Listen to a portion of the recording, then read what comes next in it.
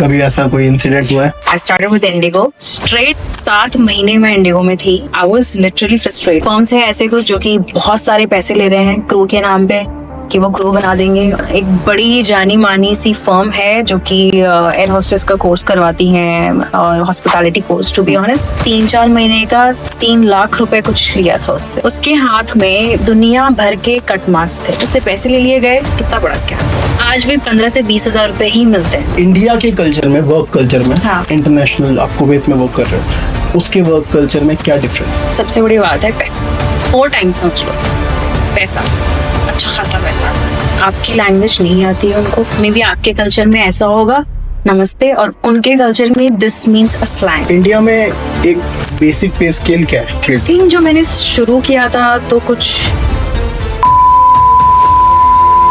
कभी ऐसा कोई इंसिडेंट हुआ है जिसमें चप्पल उतारने का मन हुआ है? मेरे तो झगड़े भी हुए हैं. He was furious. मुझ पे चिल्लाने लगा सबके सामने. And then he used F word. उसको एक वार्निंग लेटर पकड़ाया. It's like मुझसे इस तरीके से बात मत करना. जैसे ही हम लैंड हुए दिल्ली में, बाहर में 2 CISF, एक स्टेट पुलिस और एक सिक्योरिटी, एयरलाइन सिक्योरिटी, चारों वेट कर रहे थे. इसको लेकर के गए हैं सब जेल में. जो आपका नाम है एयर होस्टेस, बेसिकली इसको इतना अलग तरीके से क्यों देखा जाता है, इतना अलग तरीके से सुना क्यों जाता है इसे? क्या प्रॉब्लम्स फेस करते हैं कैबिन क्रूज, एयर होस्टेसेस इस फील्ड में आने के बाद, और क्या क्या आपने फेस किया? ओके 50% से ज्यादा कैबिन क्रू डिप्रेस्ड है. बहुत बार ऐसा होता है, हमें सुनाई देता है एयर होस्टेसेस और पायलट्स के बारे में कि उनका थोड़ा लवी डबी चलता है. बहुत सारे पोल खोल रही हूँ मैं. लड़के स्टेज पे बॉडी बिल्डिंग कॉम्पिटिशन में जाते हैं तो उनको एक इतना छोटा सा अंडरगारमेंट में रहना पड़ता है. तो क्या वो न्यूडिटी फैला रहे हैं? नहीं, that's the demand of that place. लेकिन I bet you don't know this. बोलते वक्त you don't have to shake your books. तो डरो इस चीज से. क्यों अपने आप को इतना ज्यादा अवेलेबल करना सबके साथ? ये भाई पहली बार किसी लड़की ने मुझे बोला, नहीं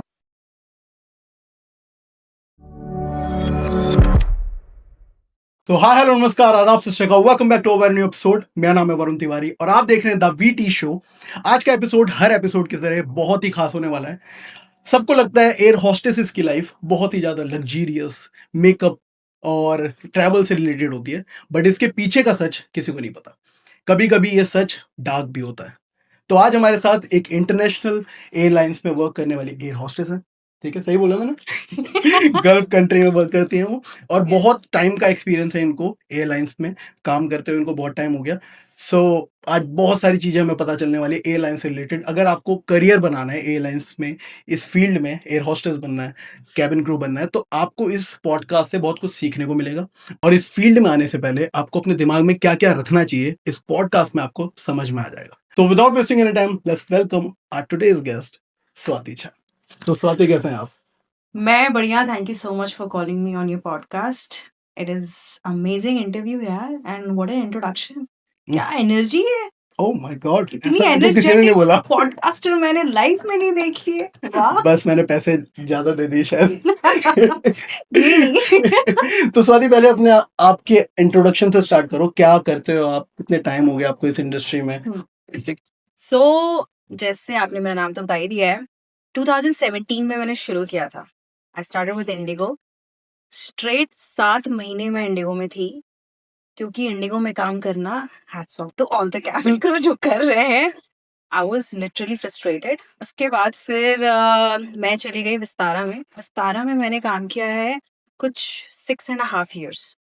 और अब मैं एक इंटरनेशनल एयरलाइंस के साथ हूँ. मैं उसका नाम नहीं ले सकती अभी ड्यू टू सम रीजंस. सो 2 साल मुझे वहाँ हो गया. सो यू कैन से अप्रोक्सीमेटली 9 years से मैं इस एविएशन इंडस्ट्री में हूँ. And it is a very long time period. Right. और अच्छा भी है, जिसके बारे में बात करेंगे. और थोड़ा डार्क साइड भी है, उसके बारे में भी बात करेंगे. अच्छा, तो एक चीज बताओ, ये अपॉर्चुनिटी एकदम से आई थी, सडन अपॉर्चुनिटी थी, या पहले से ही सोचा होता कि इसमें करियर बनाना है? मुझे बचपन से डॉक्टर बनने का शौक. अच्छा. वो भी न्यूरोलॉजिस्ट. उसके बाद डॉक्टर के बाद ये हुआ कि मैं इंजीनियरिंग कर लिया मैंने, इलेक्ट्रॉनिक्स एंड कम्युनिकेशन. ठीक है. इसके बाद जब मैंने काम करना शुरू किया आईटी इंडस्ट्री में, मुझे वो बिल्कुल अच्छा नहीं लगा. तो ये अपॉर्चुनिटी एक्चुअली सडनली बस मेरे सामने आ गई. इट्स लाइक कि मेरे लिए बना हुआ था, I was meant for it. तो ऐसे में आ गई। सो मेरा कोई प्लान नहीं था, मैंने कोई पढ़ाई नहीं करी है, इसकी पढ़ने की जरूरत भी नहीं है। अच्छा, मैं इसके बारे में बताऊंगी हाँ, कि इस क्या। इसके बारे में बताना आप जरूर, क्योंकि हाँ, बहुत सारी चीजें चल रही है इस मार्केट में। बहुत सारी फर्म्स हैं, I don't know should I take the name और नॉट, बट फर्म्स है ऐसे कुछ जो कि बहुत सारे पैसे ले रहे हैं क्रू के नाम पे, कि वो क्रू बना देंगे और एट द एंड वो कुछ भी नहीं करते हैं। सो मैंने कोई पढ़ाई वगैरह इसकी नहीं करी, बस एक गुड कम्युनिकेशन स्किल आपको चाहिए इस इंडस्ट्री में आने के लिए, दैट्स इट। अच्छा, और ऐसे में आ गए। तो कैसा एक्सपीरियंस रहा अभी तक? 9 years, लॉन्ग टाइम। सच बताऊं तो इस एक्सपीरियंस ने मुझे ग्रूम बहुत अच्छा किया है। लाइक मैं अगर देखूं मैं क्या थी, एक स्मॉल टाउन जमशेदपुर की लड़की, और जब मैं आज खुद को देखती हूँ, like she has really evolved. बहुत ज्यादा अच्छी ग्रूमिंग हुई है मेरी। आज मैं जितने अच्छे से आपके सामने कम्युनिकेट कर पा रही हूँ, आई थिंक 10 साल पहले इतना अच्छा तो नहीं हो पाता। तो जब आप मिलियंस लोगों से बात कर चुके होते हो, आपको प्रोफाइलिंग का अंदाजा हो जाता है, तो आपके अंदर एक एक्सट्रीम कॉन्फिडेंस आ जाता है कि आप किसी के सामने आप कुछ भी बोल सकते हो। So grooming wise amazing. And grooming का मतलब सिर्फ मेकअप करना ही नहीं होता है, कम्युनिकेशन आपकी स्किल्स, हाँ आपकी पर्सनालिटी, कम्युनिकेशन, राइट? आपकी पर्सनैलिटी, आप कैसे अपने आप को डिपोर्ट करते हो राइट। सामने वाले के सामने, आप कितना इम्पैक्टफुल होके बात करते हो, आपके वर्ड्स कितने इम्पैक्ट करते हैं। तो ये सारी चीजें मुझे इस 9 साल ने जरूर सिखाया। हम्म। और अच्छा, मैं आप सबको बता दूं कि ये डायरेक्ट कुवैत से अभी इस पॉडकास्ट को देने के लिए आई हैं। अभी फ्लाइट इनकी लैंड हुई थी और ये पॉडकास्ट खत्म करके चले जाएगी। ये बस मैं फ्लेक्स कर रहा हूँ।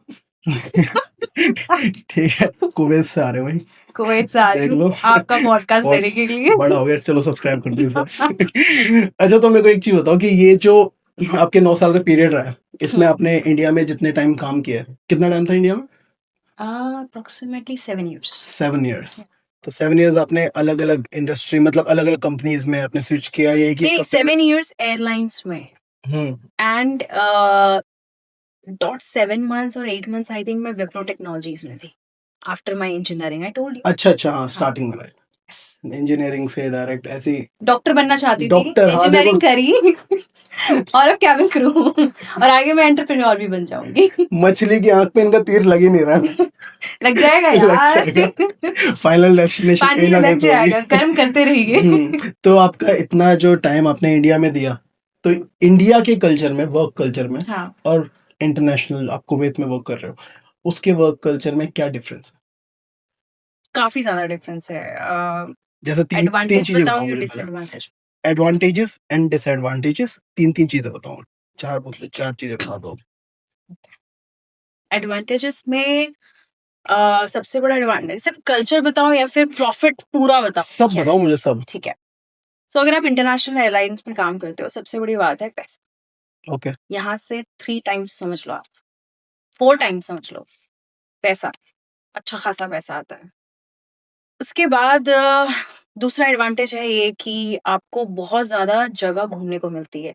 इंडिया में उतनी कनेक्टिविटी है, जैसे एयर इंडिया है, फ्लीट साइज उनका काफी ज्यादा अच्छा है। आई थिंक्स 250-300 एयरक्राफ्ट है उनके पास, और वो 100 कंट्रीज में तो जाते ही होंगे। But still when you work for any international airline, आपके पास ज्यादा कनेक्टिविटी होती है, आप ज्यादा जगह घूम सकते हो, ज्यादा लोगों से इंटरेक्ट कर सकते हो, वहाँ की चीजें, कुछ अपॉर्चुनिटी ग्रैब कर सकते हो आप, जैसे कि बिजनेस माइंडसेट है तो वहां से कुछ अपॉर्चुनिटी मिल जाए।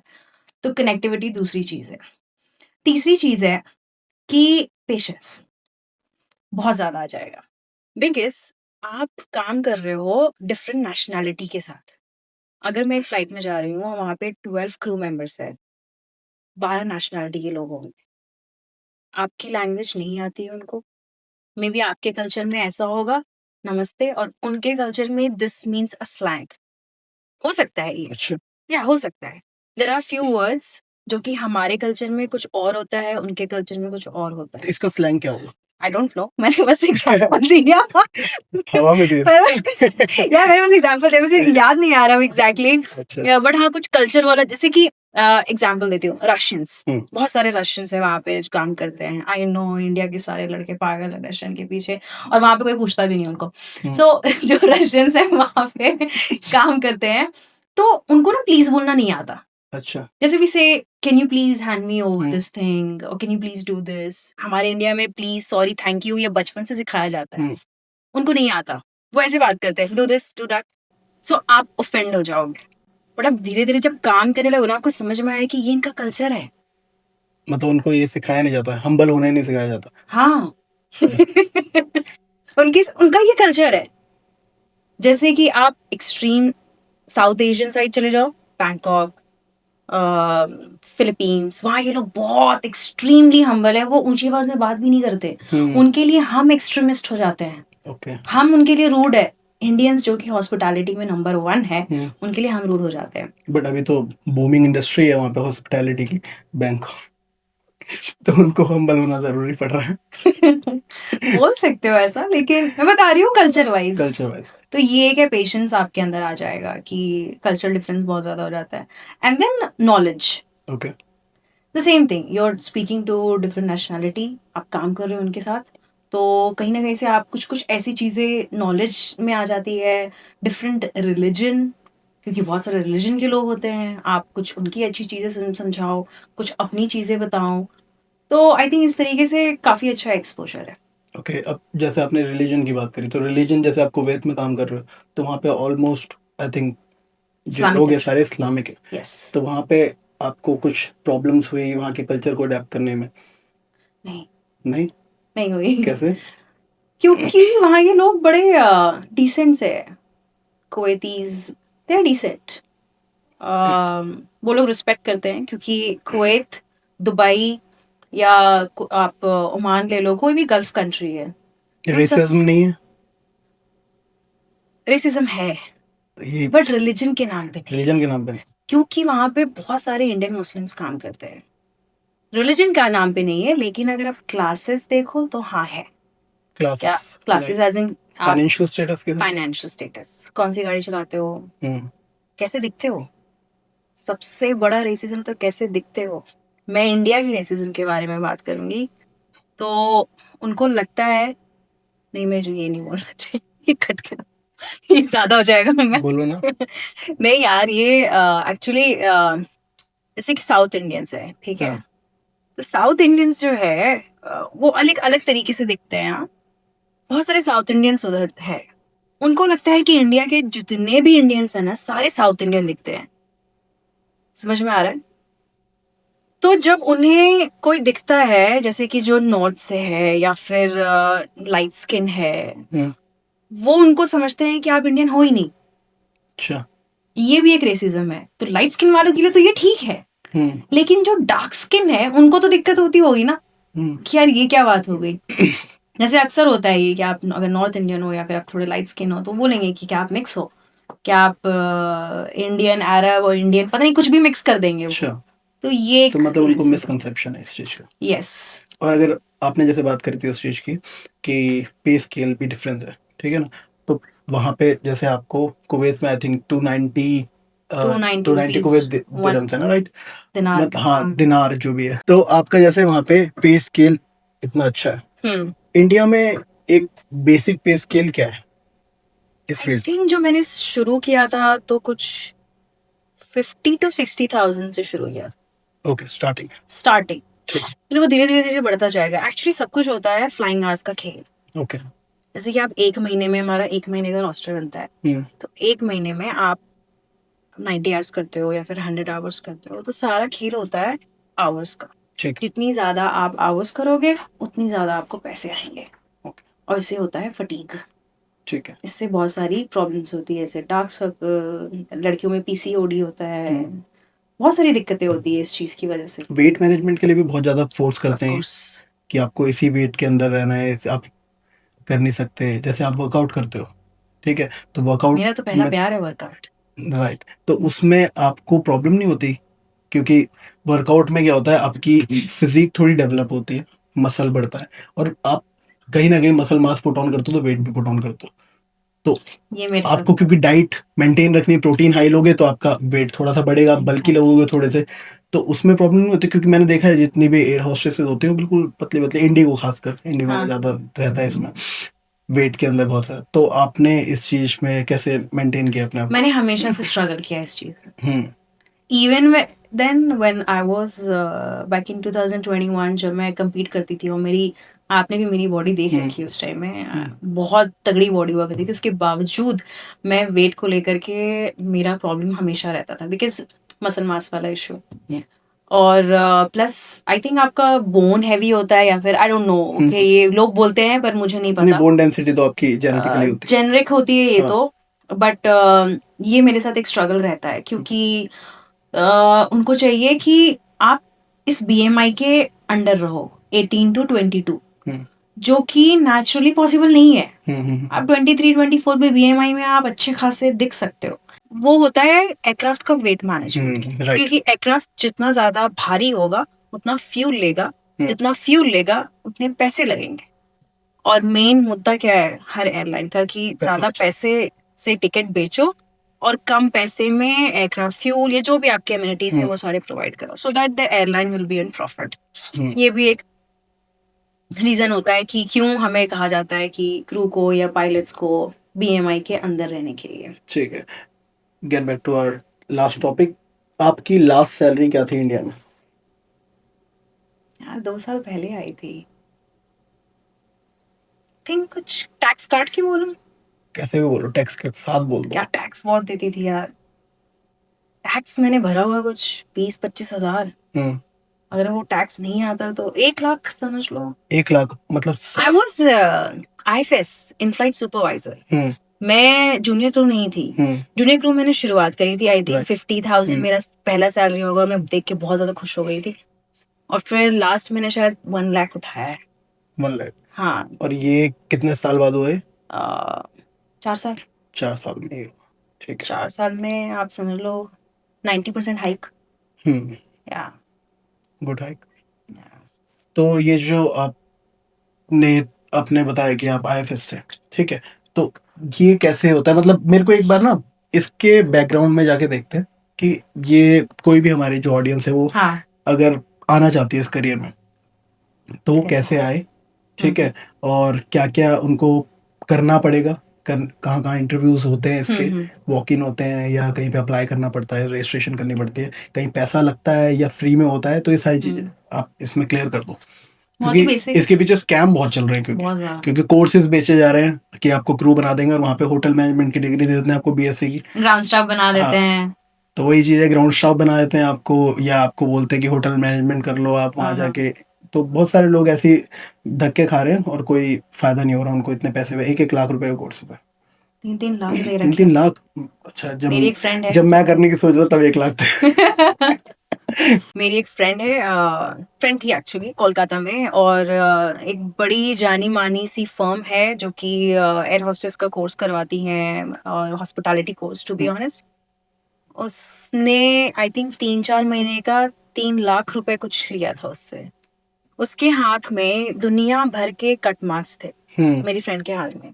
अगर कोई आज मेरे पास आता है और बोलता है कि I want to be a cabin crew, मैं देख के बता दूंगी कि क्या तुम्हें जाना चाहिए कि नहीं जाना चाहिए। तुम इवन उसके लिए अप्लाई भी कर सकते हो इवन, राइट? क्योंकि स्माइल, आपकी हाइट, सब कुछ मैटर करते हैं उसमें। 5 मिनट से बता दूंगी कि क्या तुम्हें जाना चाहिए कि नहीं।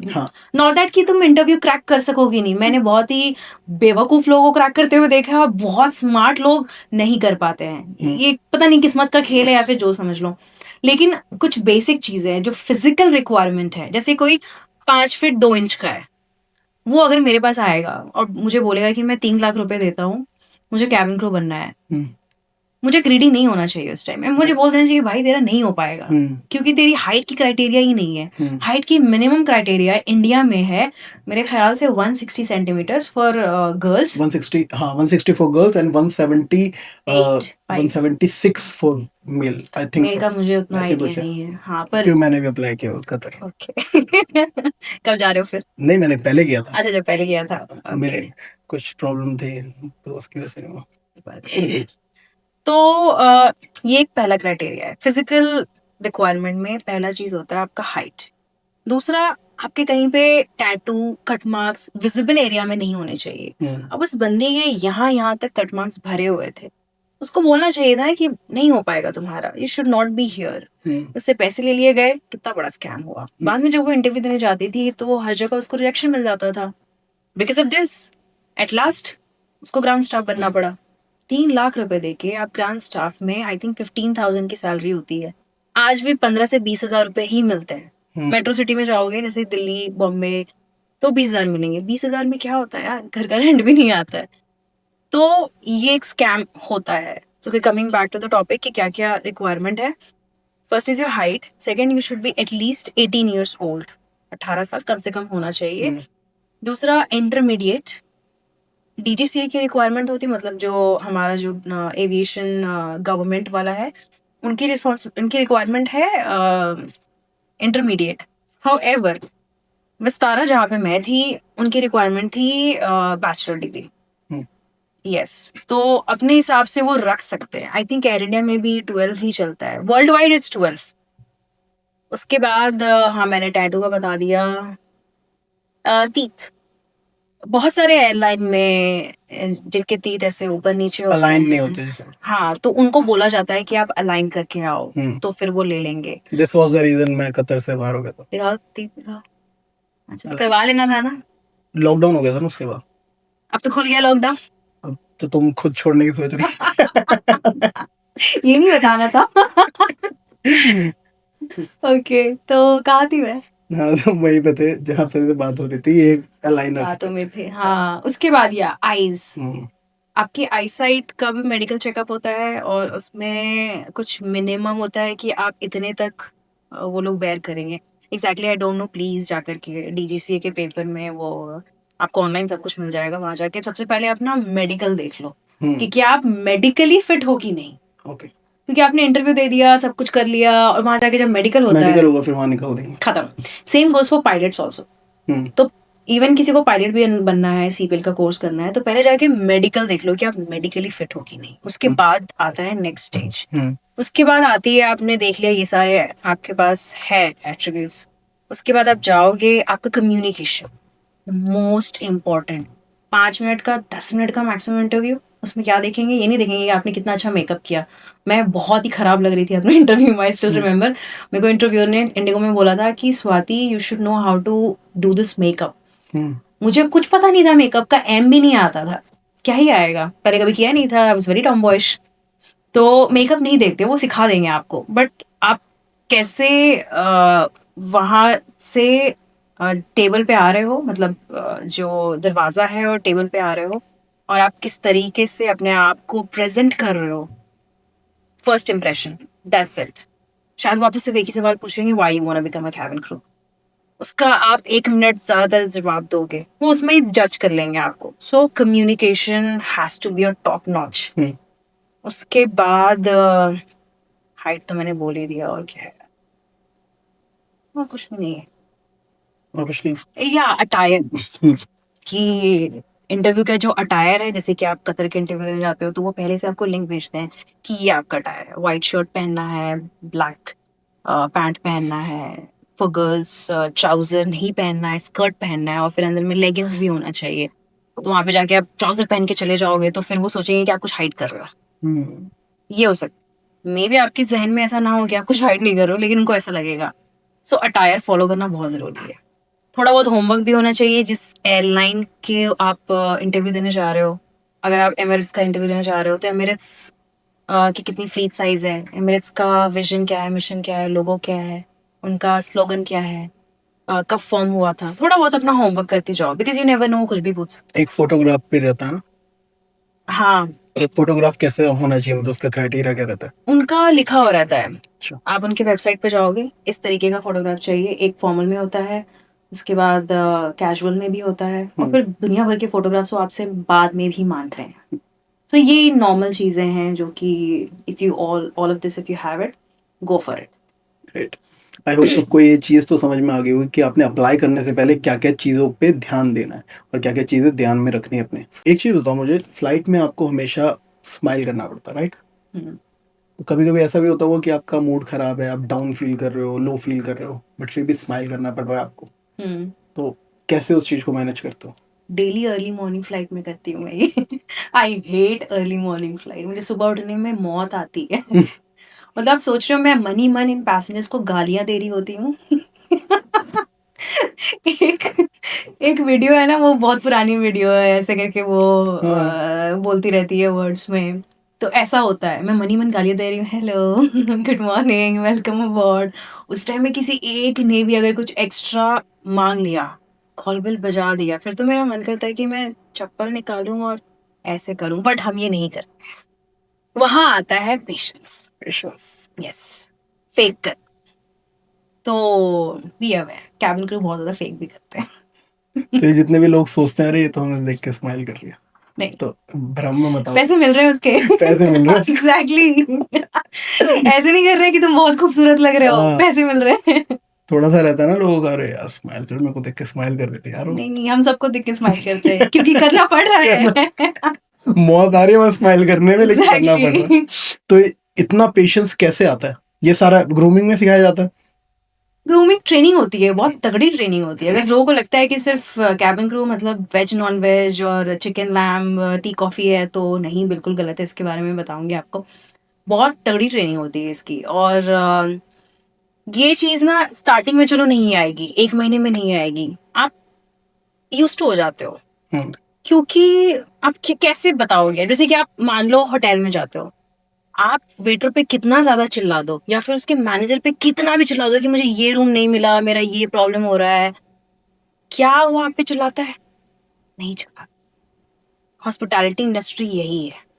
आप दुकानदार पे कितना भी चिल्ला दोगे कि मेरा ये खराब कर दिया, वो खराब है, वो क्या बोलेगा? काम डाउन, मैं ठीक करके देता हूँ। बुटीक वाले के पास जाओगे, वो भी यही चीज बोलेगा। यही है हॉस्पिटैलिटी इंडस्ट्री, सर्विस इंडस्ट्री, ऐसा ही है। कभी ऐसा कोई इंसिडेंट हुआ है जिसमें चप्पल उतारने का मन किया? चप्पल उतार के पीटने का? हुआ है, मेरे तो झगड़े भी हुए हैं। अच्छा, कुछ शेयर करो। एक long story short, hmm. Kolkata to Delhi. Kolkata में बहुत गर्मी होती है और बहुत मच्छर होते हैं। हम्म। सो जो एयरक्राफ्ट डोर होता है ना, वो एक होता है एरोब्रिज और एक होता है बस गेट, है ना? तो कोलकाता में उस टाइम बस गेट आया रखा था। तो गर्मी, it was around 45 degree Celsius, और उसके ऊपर से मच्छर। हम्म। एक बंदा प्लैटिनम मेंबर होता था। यहाँ पे ना क्लासेस होते थे हमारे, मेरे एक्स एयरलाइन में प्लैटिनम मेंबर था वो। तो कुछ कुछ वो पैसेंजर्स होते हैं ना कि मैं प्लैटिनम मेंबर, मुझे, मैंने तो एयरक्राफ्ट खरीद लिया है, तुम सारे मेरे सेवक हो। तो उसका वो था, वो आते साथ, oh my god it's so hot, even the mosquitoes are biting, what can I do? मैं क्या करूं उसमें?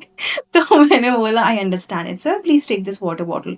एक ठंडा सा वाटर बॉटल, उसके बाद तो मैं कुछ कर नहीं सकती। He was travelling with his wife, एक टॉडलर और एक इन्फेंट। उसके पास 3 सीट थे प्रीमियम इकोनॉमी में, बिजनेस में नहीं बैठा था, प्रीमियम इकोनॉमी में बैठा था। 3 सीट थे, वो भी लास्ट रो पे, और 4 बंदे हैं वो लोग।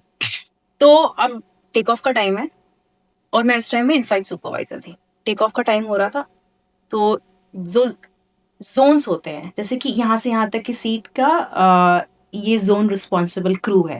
जैसे कि 4 क्रू है तो जोन बांट दिया जाता है, क्योंकि एक होती है सेफ्टी, जो कि मेन चीज जो कैबिन क्रू है जिस चीज के लिए, वो होती है सेफ्टी। तो उसमें वो जोन रिस्पॉन्सिबल जो क्रू थी, वो जाती है, उसको बोलती है कि sir please put on your seat belt, your baby seat belt. Infant seat belt अलग से होती है, जब आपके बच्चे होंगे आपको पता लगेगा, अभी से बता दे रही हूँ। नहीं, मैं देख लूंगा। तो वो इन्फेंट सीट बेल्ट वो नहीं लगाता है। लॉजिक क्या दे रहा है? That it is so hot. AC hot का, वार्म वेदर का, और बच्चे के सीट बेल्ट का क्या लॉजिक बनता है? इवन वो तो उसके बच्चे की सेफ्टी के लिए था, राइट? कुछ लॉजिक बन रहा है लॉजिक ही कि मैं सीट बेल्ट नहीं लगा रहा हूँ, चादर ओढ़ने नहीं बोल रही हूँ, सीट बेल्ट लगाने बोल रही हूँ। प्लेटिनम कार्ड था ना उस पर, नो लॉजिक रिक्वायर्ड। एग्जैक्टली, मुझे लगा यही हुआ होगा। फिर क्रू आके मुझे बोलती है कि Swati, he is not putting on the seat belt. मैंने कहा ठीक है, 1 मिनट बाद जाके मुझसे होता क्या है ना, कि जैसे आपने नोटिस किया होगा, जब aircraft full on take off roll पे होता है, तो वो इंजन स्टार्ट होते हैं, तो थोड़ी देर के लिए गर्मी लगती है, हल्की सी। वो टैक्सी होकर के जाएगा, इंजन शुरू होगा, थोड़ी सी गर्मी लगेगी। तो वही वो मोमेंट था, आई थिंक 1 मिनट का। मैं जाके बोलती हूँ कि sir please we on take off now, and I have to pass this check to the captain, because I have to tell the captain that captain everything is secured and now you're ready for take off. जब तक मैं नहीं बोलूंगी captain take off नहीं कर सकता। तो ये चीज हुई। कहता है कि it is so hot, the AC is not working, I am not gonna put my seat belt.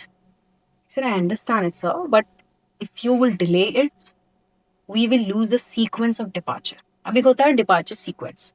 मान लो आप कप्तान हो, मैंने अभी तक आपको चेक दिया नहीं, आप एटीसी को नहीं बोलोगे कि मैं रेडी हूँ, तो हम एक जो सीक्वेंस होता है डिपार्चर का वो हम लूज कर देंगे। फिर जो रेडी है एटीसी उसको भेज देगा। किसके ऊपर आएगा डिले? कैप्टन पे। उसके बाद किस पे आएगा? मुझ पे। उसके बहुत सारे रिपरकशंस होते हैं। तो मैंने उसको ये बड़ा ही ये पूरे चीज को मैंने कुछ छोटे से लॉन्ग स्टोरी शॉर्ट करके समझाया within 10-20 minutes seconds. He was furious, मुझ पे चिल्लाने लगा सबके सामने। And then he used I think F word. I think he used, मेरे को अच्छे से याद नहीं है, he used I think F word which is like now you should not be taking it. India का सबसे अच्छा चीज है कि कैबिन क्रू के हाथ में बहुत ज्यादा पावर दी जाती है कि आपके साथ कोई बदतमीजी नहीं कर सकता है। आपको आपकी एयरलाइन, डीजीसीए, ये सारे आपको बैक करेंगे। ओके, बाहर नहीं ऐसा? कुवैत का बताऊंगी मैं क्या है। चलिए तो स्टोरी बताओ फिर बताओ। हाँ, तो ये चीज इंडिया में बहुत अच्छी है कि बहुत ज्यादा पावर्स दे रखे हैं कैबिन क्रू के, आप उनके साथ बदतमीजी नहीं कर सकते। एक एयर रेगुलेशंस आते हैं, उनमें हमारा रूल नंबर आई फॉरगॉट कौन सा है यार, तो उसमें ये सारी चीजें हैं लिखी हुई। तो अब वो चीज उसने एफ वर्ड का इस्तेमाल कर दिया। आई वाज लाइक गुड, यही तो मैं चाहती थी। अब वो जैसे ही मैंने उसको एक वार्निंग लेटर पकड़ाया फ्लाइट में, पूरे फ्लाइट में मुंह बना के रखा, do I care, I don't care. I was like मुझसे इस तरीके से बात मत करना। मेरी भी तू मैं हुई है, क्योंकि मैं क्यों डिसरिस्पेक्ट लूंगी यार, यू शुड नॉट। तो जैसे ही हम लैंड हुए दिल्ली में, गेस व्हाट, सब मैंने जैसे ही डोर खोला, एयरक्राफ्ट डोर, बाहर में 2 सीआईएसएफ, एक स्टेट पुलिस और एक सिक्योरिटी, एयरलाइन सिक्योरिटी, चारों वेट कर रहे थे। इसको लेकर के गए हैं, ये जो पूरी फैमिली थी इसको लेकर के गए हैं, because he shouted at crew member, eight the same time he was verbally abusive. सब जेल में, सब जेल में। अब अपॉलॉजी लेटर पढ़ रहे होंगे। अब मुझे बुरा लग रहा था उसकी वाइफ और बच्चे के लिए, बट कैसी वाइफ है, उसको समझाया भी नहीं, किस तरह से बदतमीजी से बात कर। देख तो क्रू ऊपर से लड़की, वो आप पे ऐसे कर रहा तो घर पे भी ऐसे करता होगा ना? आई एम श्योर करता होगा। सो हाँ, ये सारी चीजें होती है, कभी कभी देखा होगा यार आपने, बहुत ज्यादा वायरल भी होती है। अभी एक इंडिगो की वायरल हुई थी, एक पायलट को थप्पड़ मार दिया था। This shows how that person is. तो वो सिर्फ आपके साथ नहीं, वो हर किसी के साथ ऐसे ही हर होता है। किसी के साथ ऐसे है। तो अब मेरे को ये बताओ कि इंडिया में तो चलो आपको बैकअप मिल गया, लेकिन बाहर आपको ऐसा अगर होता है कभी एनकाउंटर ऐसा, तो वहां पे आपको सपोर्ट करते हैं? बाहर में ना नेशनैलिटी के हिसाब से। अच्छा, कैसे? आपके पास कौन सा पासपोर्ट है? अगर आपके पास इंडियन पासपोर्ट है, even if you are Ambani, and Ambani ज्यादा हो गया थोड़ा, but even if you are a millionaire category, Indian passport है, लीव इट, ऐਵੇਂ ही होगा कोई। और कोई ट्रक ड्राइवर होगा, कैनेडियन पासपोर्ट या स्विट्जरलैंड का पासपोर्ट या कोई भी यूरोपियन ब्रिटिश पासपोर्ट है, तो उसके पीछे पीछे लग जाएंगे। वो नेशनैलिटी के हिसाब से, क्रू भी यही करते हैं, नेशनैलिटी के हिसाब से उसको ट्रीट करते हैं, विच इज वेरी अच्छा। Wrong, which is very very wrong. तो ये चीज होती है वहां पे भी कुछ कुछ है कभी हुआ है तुम्हारे साथ ऐसा कुछ बाहर, जैसे इंडिया में ये वाला हुआ था? अभी तक तो नहीं हुआ, पर मैंने किस्से बहुत सुने हैं। किससे? क्या बताइए, किस्सा सुनाओ, क्या सुना तुमने? किससे सुने कि एक क्रू मैं एयरलाइन का नाम नहीं लूंगी, तो उस क्रू के साथ बदतमीजी की गई। किसी बिजनेस क्लास की पैसेंजर ने, कोई अरब पैसेंजर थी और ये भी अरब ही थी शायद, और अरब्स ना, मतलब मुझे बोलना नहीं चाहिए, पर थोड़ा अरब्स ना थोड़े से फाइटर इन नेचर होते हैं, क्योंकि ये होते हैं नॉर्थ अफ्रीकन की मैं बात कर रही हूँ, जो जो काइंड अरब रीजन में आ जाते हैं, बट नॉर्थ अफ्रीकन, आपको पता है अफ्रीकन बहुत ज्यादा फाइटर नेचर के होते हैं, तो ये लोग बहुत ही फाइटर हैं, ये they can not take it. अगर आपसे ऊंची आवाज में बात करी तो वो आपसे 10 बार ही बात करेंगे, they forget about the uniform क्या है नहीं है, भाड़ में गए सब। तो ये हुआ था कि पहले पैसेंजर ने उसको थप्पड़ मार दिया, कोई ऐसे कैसे कर सकता है यार, और क्रू ने भी बजा दिया। तो दोनों की हाथापाई हो रही थी, एक कैट फाइट की तरह होता है ना वैसा। लेकिन मुझे नहीं लगता कि एयरलाइन ने, जैसे मैंने सुना है कि एयरलाइन ने उसको बैक किया या कुछ किया, तो मतलब उसको निकाल दिया? हाँ उसको निकाल दिया गया। ये भी होता है कि निकाल देते हैं, जैसे कतर एयरवेज है, बहुत ज्यादा हायर फायर चलता है, आपने एक गलती करी, जाओ डिपोर्ट हो जाओ।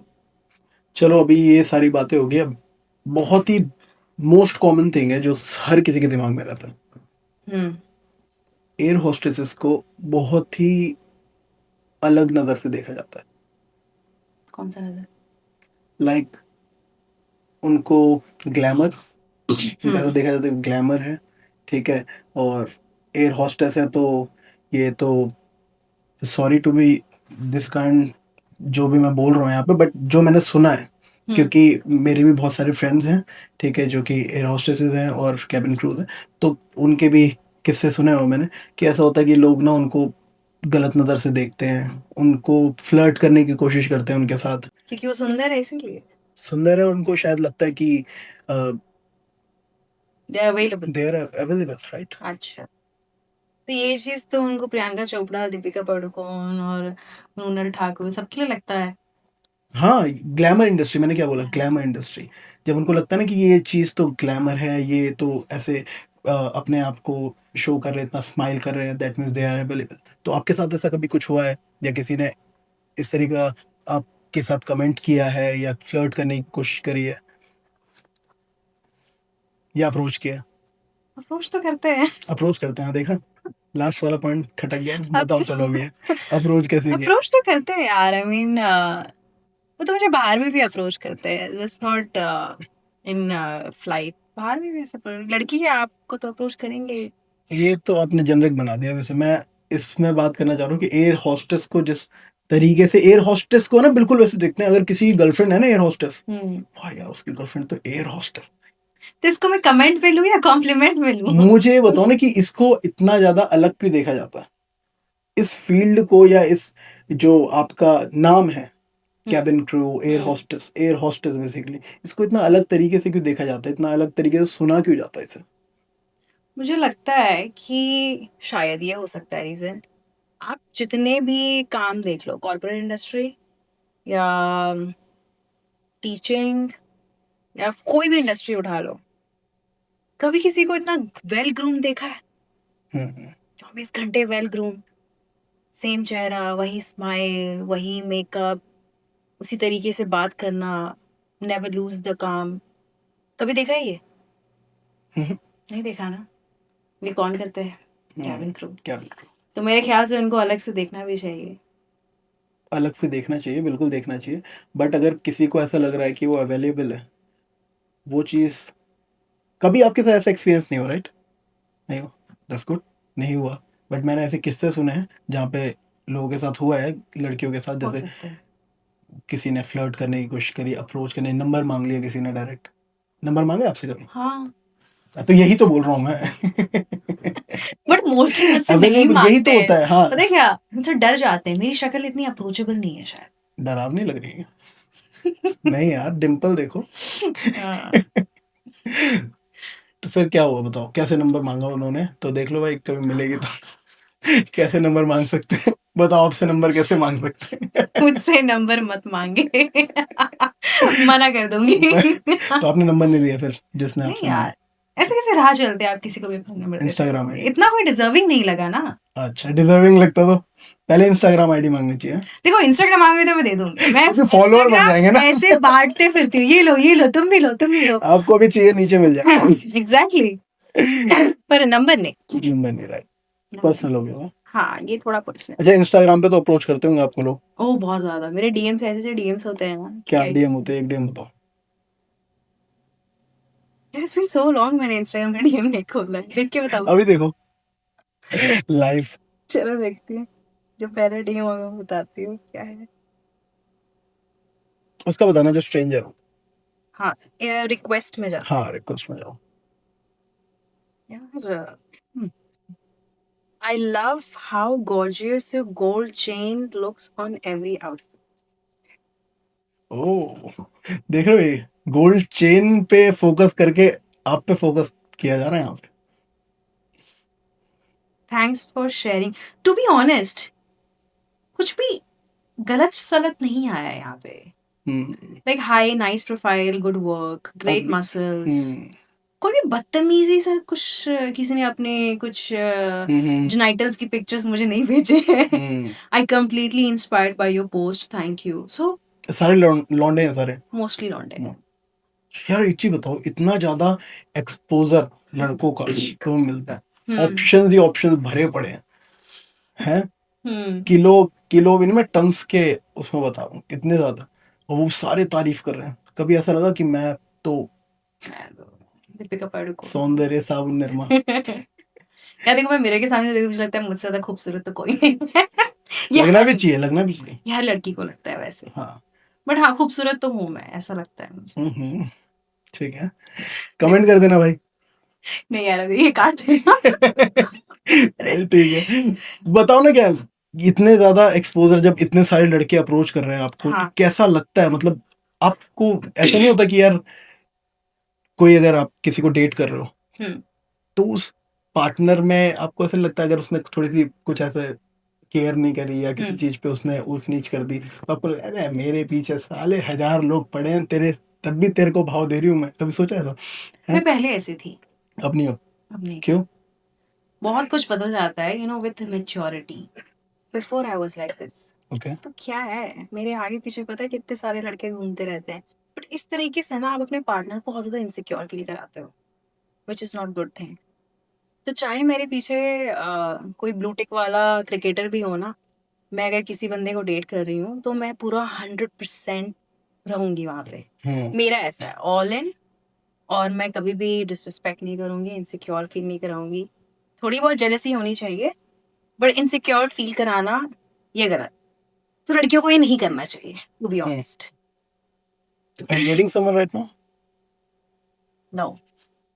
मैसेज करने का कोई फायदा नहीं, देखते नहीं है। एग्जैक्टली, मैं नहीं देखती यार। मैं ना सो डिसअपॉइंटिंग यार, मैं इस पे आई थिंक 2 घंटे का स्पीच दे सकती हूँ। हाँ। इतने सारे ऑप्शंस दिख रहे होंगे आपको, यू नो, इतने सारे डीएम्स या फिर फॉरगेट डीएम्स यार, सामने से लोग अप्रोच करते हैं, देखते हैं, but they are so disappointing. क्या हो गया इन मर्दों को? अच्छा, मेरे को 4 चीजें बताओ।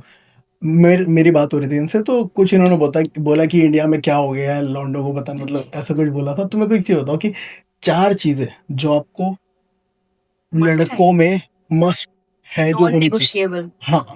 पता है मेरी, ये देखो, नॉन नेगोशिएबल्स मैंने हम्म। लिख रखा हुआ है यहाँ पे। पैसा, मैं, गाड़ी, घर। हाँ। तो ये अब मैं तो लड़कों में बता ये रही तो सारी की सारी वो होगी ना, क्या बोलते हैं, मतलब क्या बोल सकते हैं उस चीज को, हूँ, मैनिफेस्ट, लग्जरी और ये सब हो गया। ये सब मुझे बट एज चाहिए। अ पर्सन पूछ रहा हूँ, हाँ तो पैसा इतना तो अगर किसी को पैसा है लेकिन वो इन पर्सन बहुत ज्यादा खराब है, फिर यू कैन नॉट मैरिज भाई मी, इसलिए बोल रहा हूँ। तो इन पर्सन एक इंसान को कैसा होना चाहिए? आई थिंक लड़कों में जो सबसे ज्यादा पहली चीज, तहजीब। हम्म। तहजीब बोले तो रिस्पेक्ट। ओके। आप मुझे कितना रिस्पेक्ट दे रहे हो, और मेरे अलावा आप दूसरी औरतों को कितना रिस्पेक्ट से बात करते हो। गाली गलौज नहीं पसंद आता है मुझे, मैं अपने पार्टनर के साथ नहीं कर सकती। हम्म।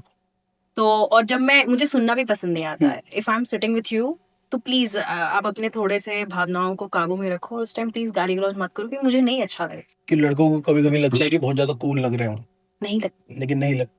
नहीं लग दूसरा चीज, एक कूल लगना, एक और लड़के ना, ये आजकल बहुत ज्यादा फ्लेक्स करते हैं कि मेरा बॉडी काउंट 50,000 है, हम्म। और वो गर्ल्स को ऑब्जेक्टिफाई करते हैं और बताते हैं कि मैंने तो ये कर लिया, मैंने तो वो कर लिया। ट्रस्ट मी, बॉडी बहुत। काउंट 50,000, मतलब अगर किसी का है तो डस्टबिन है भाई वो।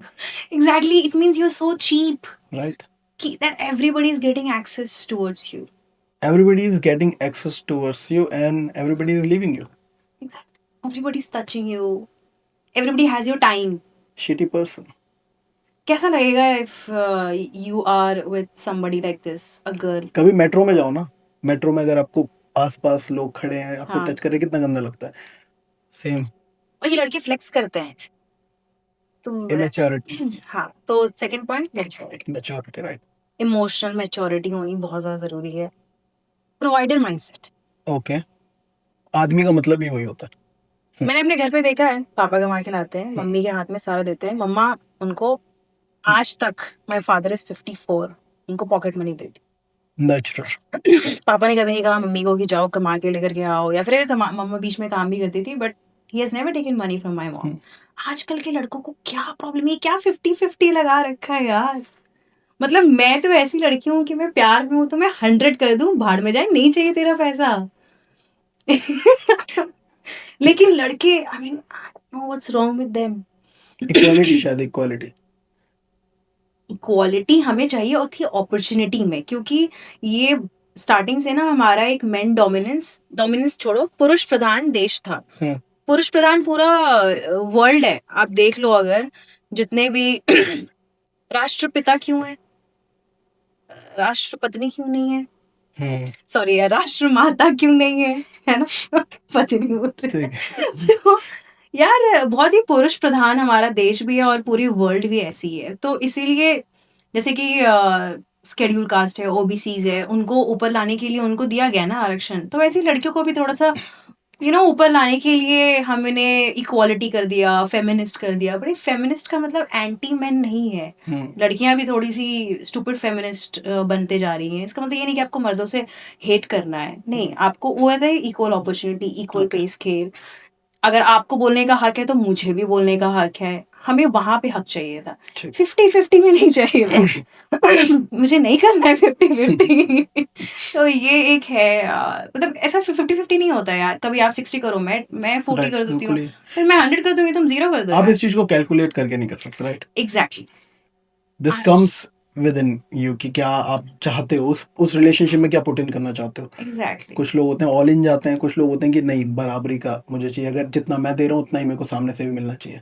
हाँ, राइट, सो तो ट्रांजैक्शन नहीं तो प्यार है ही नहीं।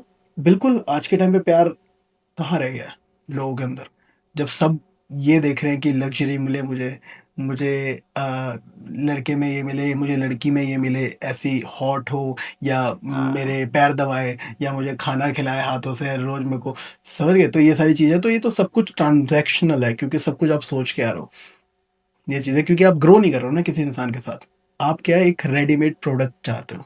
हाँ। आप किसी के साथ अगर ग्रो करते हो, जैसे हम बचपन में थे, हम फ्रेंड्स के साथ ग्रो करते थे, हमें फ्रेंड्स की कभी कोई भी चीज़ बुरी नहीं लगती थी, चाहे वो कुछ भी करता हो। कभी आपने नहीं सोचा वो गरीब घर से आ रहा है, कभी आपने एग्जैक्टली। नहीं सोचा उसके उसके टिफिन में क्या है, हाँ। कटलेट है या उसके टिफिन में अचार और रोटी है। हाँ। आपने सोचा मिल बांट के खाएंगे, जो क्यों? भी है like. That is your growing stage, ठीक है, that was your growing stage. अभी क्या है, अभी आप उस स्टेज पे आ गए हो, अभी आपके पास इतना टाइम नहीं है कि यार मैं इन्वेस्ट करूँ किसी इंसान के साथ ग्रो करने में। I need a full grown man with a lot of profits. और यही अपोजिट जेंडर भी ये सोच रहा है, दोनों ही लड़का ऐसा भी ये सोच सोच रहे रहा है हैं। कि भाई मेरे पास ऐसी लड़की होनी चाहिए जिसको कोई कोई लड़का नहीं देखे, हाँ। ठीक है, जिसका बॉडी कौन माइनस में हो, अभी पैदा हुई हो, ठीक है, उसकी कोई ट्रॉमास ना हो, और वट एवर जो भी होता है, बट लाइफ है ये। अब जब यहाँ पे पहुंचे हैं तो अब ये चीज़ बताओ मुझे, जो ये सब चीज़ें कर रहे हैं लोग, मैं इसमें किसी उसकी बात नहीं करूंगा, क्या बोलते हैं, जेंडर की बात नहीं करूंगा। जो लोग यहाँ पे हुकअप्स और ये सिचुएशनशिप्स, बेंचिंग, फलाना ढिकाना को मतलब इसको बहुत ज़्यादा वो बना रहे हैं, फेमस कर रहे हैं, या इस चीज़ को बहुत ज़्यादा इनकॉर्पोरेट कर रहे हैं अपनी लाइफ में, आपको क्या लगता है ये चीज़ें सही है या गलत है, या आपने कभी ऐसी चीज़ करी है? जिस दिन मुझे ये इंसान मिल गया ना, ये जिसने सिचुएशनशिप निकाला, मैं इसे सूली पे चढ़ा दूंगी। दिमाग खराब कर रखा है बेंचिंग, सबका। पता है आपको बेंचिंग क्या होता है? अरे बेंचिंग मैंने अभी अभी क्या है ये बेंचिंग? बेंचिंग यार, मतलब बेंचिंग किसी होता को है लटका के किसी रखना, को लटका के रखो, जो कि लड़कियां तो करती लड़कियां करती है। है, बचपन से करती है। ये हम सबने कर रखा है, मैंने भी कर रखा देखो, है। अब बस नाम दे दिया इसको। बचपन में। बचपन में, अभी नहीं करती है, अभी बड़ी हो गई है। अब मैं बड़ी हो गई, अब मैं किसी के दिल के साथ नहीं अब खेलती। ये, हाँ सही बात मेरा टूट चुका है। है। तो फिर बताओ मेरे को इस चीज पे आपका क्या व्यू है, मतलब ये जो इतनी जल्दी फ्लिंग्स करने लग गए हैं लोग, ये आपको क्या लगता है, नॉर्मल है या करनी नॉट एट चाहिए, नहीं ऑल करनी चाहिए? Normal. Hmm, not at all normal, because जब आप किसी के साथ इन्वॉल्व होते हो ना, आप एक एनर्जी ट्रांसफर करते हैं। ये भाई पहली बार किसी लड़की ने मुझे बोला है, नहीं तो लड़ाइयाँ हो जाती है मेरे दोस्तों में भी, मतलब। जैसे कि अभी मैं और आप बात कर हाँ, रहे हैं, हम एक एनर्जी ट्रांसफर कर रहे हैं। राइट, दैट इज, आप पॉजिटिव एनर्जी ले लो, साथ में ग्रोइंग एनर्जी ले लो, हमें मजा आ रहा है बात करने राइट, में। इसी तरीके से जब आप किसी के साथ इन्वॉल्व होते हो, आप उसके कार्मिक एनर्जी वो सब ट्रांसफर करने लग जाते हो। कई बार ऐसा होता है आपकी आपकी किस्मत भी मैच करने लग जाती है। ये मेरे सब साथ मैच हुआ है, लक भी मैच होता लक मैच हो जाता है। Right. उसके पास लाइफ में कुछ कलेश चल रहा है, आपके भी हो जाएंगे। तो डरो इस चीज से, क्यों अपने आप को इतना ज्यादा अवेलेबल करना सबके साथ। आपकी एनर्जी बहुत प्रेशियस है। स्पेशली मैं गर्ल्स के लिए बोलती हूँ कि यार अपने आप को प्रेशियस बनाओ, अपने आप को एक ट्रॉफी की तरह देखो। हर कोई नहीं ले सकता ना ट्रॉफी, एक ही बंदा लेके जाएगा ना। Be that trophy. या फिर बंदों के लिए भी हम्म, हर किसी को डीएम्स कर रहे होते हैं, हर किसी के साथ टाइम स्पेंड कर रहे होते हैं, आप कैसे एक पे फोकस करोगे? फिर लास्ट में बोलते हैं कि हमें तो अच्छी लड़की नहीं मिलती। ऐसे कैसे मिलेगा? सो अपनी एनर्जी कभी भी एम आई कैजुअल हुकअप्स में या फिर सिचुएशनशिप में, बेंचिंग में, और कुछ अभी कुछ नया रिसेंट आया था, मैंने देखा था, आई फॉरगॉट दैट शिप। तो वो वाला शिप आया है, तो ये सब में मत जाओ, बिकॉज इससे आप, कई बार होता है ना कि लड़कियां ना बड़ी इमोशनल सी होती है। जैसे when a girl is giving her energy, और वो अगर 1-2 हफ्ते तक आपके साथ इन्वॉल्व होती है ना, तो वो क्या होता है कि वो ना इमोशनली भी ये आपके साथ अटैच हो जाती है। लड़कियां वहां पे बेंचिंग कर रहे होते हैं, हम्म, अब आपने किसी का दिल दुखा दिया, है ना? फिर बाद में आपका वो कर्मा आएगा और वो 10x पे आता है। फिर आप बोलते हो मेरे साथ तो ऐसा हो गया। ये लड़के की बात करो, लड़की की? एक्चुअली दोनों करते हैं, हाँ। लड़कियां भी, लड़कियां कुछ कम नहीं है आज के डेट में, दोनों ही करते हैं, बट दिस इज रॉन्ग। हमेशा कर्मा से डरो। अच्छा, जैसे आजकल डाइवोर्स केसेस बहुत ज्यादा बढ़ गए हैं, हाँ, व्हाट डू यू थिंक, क्या रीजन है उसके पीछे? women empower, सच्चाई है। कैसे? Men cannot take it. Okay. A lot of men, pseudo, I call them pseudo strong men. हम्म, ये मेरा खुद का टर्मिनोलॉजी मैंने निकाला है। ये जो स्ट्रांग बनने का दिखावा करते हैं, इनको चाहिए कि मेरे पास एक स्ट्रांग लड़की हो, पर वो नहीं झेल पाते हैं स्ट्रांग लड़कियों का वो स्ट्रांग वाला नेचर, वो आउटस्पोकन वाला नेचर, कि यार ये लड़की है, ये मेरी वाइफ है, इतना कैसे ये बोल सकती है। वो थोड़ा सा ईगो आ जाता है। Not every man is like this, but most of them are like this. थोड़ा ज्यादा एंटी मैन हो रही हूँ क्या मैं? नहीं नहीं, एंटीमेट नहीं हो रहे हो, तो ठीक है। तो I think this is the reason. ये अब लड़कियां चुप तो हो नहीं रही है, क्योंकि वो आपके ऊपर डिपेंडेंट नहीं है। आप जितना कमा रहे हो उतना लड़कियां भी कमा रही है। शी नहीं हैज नहीं, ऑल ये द तो राइट। चलो आपने बताया डाइवोर्स केसेस का हाँ, एक पार्ट है ये। मैं दूसरा और मैं भी है। बात कर रहा हूँ मल्टीपल अफेयर्स, हाँ, एक्स्ट्रा मैरिटल मैं अफेयर्स। ये बोलने वाली थी। Everything is one swipe away. तुम पसंद नहीं आ रहे हो, हटो, हम्म, स्वाइप नेक्स्ट। हम्म, ऑप्शंस बहुत है, इसमें नहीं मजा आ रहा है तो वही ना, ये तभी तो सिचुएशनशिप और ये सारी चीजें हो रही है, क्योंकि मेरे पास ऑप्शंस बहुत है। ये पसंद नहीं आ रहा, दूसरे वाले पे जाएंगे, दूसरा पसंद नहीं आया, तीसरे पे जाएंगे, और फिर अपनी एनर्जी हर जगह आप डिवाइड करते रह जाओगे। एट द एंड आप खाली। हम्म। और ये मैरिजेस में भी हो रहा है। अरे इसमें भी हो रहा जहाँ मैं रहती हूँ कुवैत में, मैंने वहाँ पे extra marital affair is like a trend. Oh, you don't have a girlfriend, side चिक नहीं है आपकी? इसे कैसे यार? है। यार, साइड अच्छा आप चिक तो लॉयल ठीक, हो? साइड चिक तो ठीक है, साइड चीकू साइड चीकू भी होते हैं। साइड चीकू भी होते हैं। चीकू भी होते हैं, क्योंकि वो इतना सप्रेस्ड होते हैं वहाँ की औरतें, अच्छा। तो उनको साइड चीकू भी चाहिए होता है। क्योंकि यार उनके मर्द 4-4 शादियां कर लेते हैं, बेचारी लड़की क्या करे। मेरे को एक चीज बताओ, आपको क्या लगता है अगर आदमी सच में आदमियों की तरह बन जाए, मतलब आदमी पहले कैसे होते थे कि वो उनकी अटेंशन की एक वैल्यू होती थी, बट आजकल के आदमियों की अटेंशन की कोई वैल्यू नहीं है। वो रोड पे चलते हुए 20 लड़कियों को देखता है और 20 लड़कियों को भाव दे रहा है, जिसकी वजह से जो 20 लड़कियां हैं उनको और ज्यादा 200 लड़कों के भाव मिल रहे हैं, और फिर वो उड़ने लग जाती है। और फिर उसके बाद आता है ऑप्शन वाला चीज कि भाई मेरे पास तो इतने ऑप्शन है, मैं तो होर की भरी हूँ, और इसी वजह से सारी की सारी चीजें हो रही है। और कहीं ना कहीं मुझे लग रहा है कि यही रीजन है शादियों के टूटने का, रिलेशनशिप्स के टूटने का, extra marital affairs, multi sexual partners.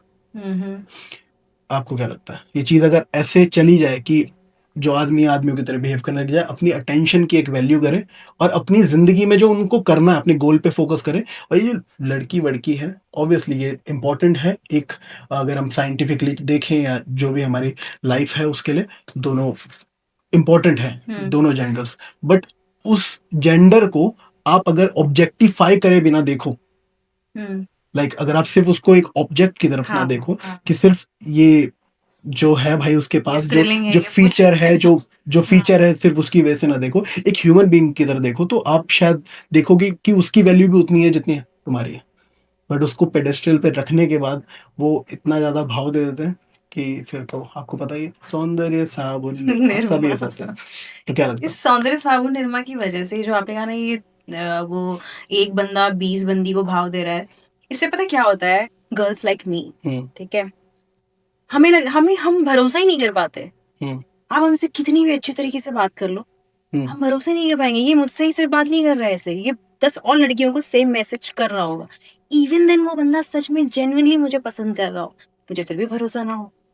इसका ये भी ड्रॉबैक हुआ है कि जो लोग सच में अच्छे होते हैं, there are men who are nice, women who are good, उनको ट्रस्ट इश्यूज आ जाते हैं क्योंकि उन्होंने ऐसे एक्सपीरियंसेस देख रखे हैं।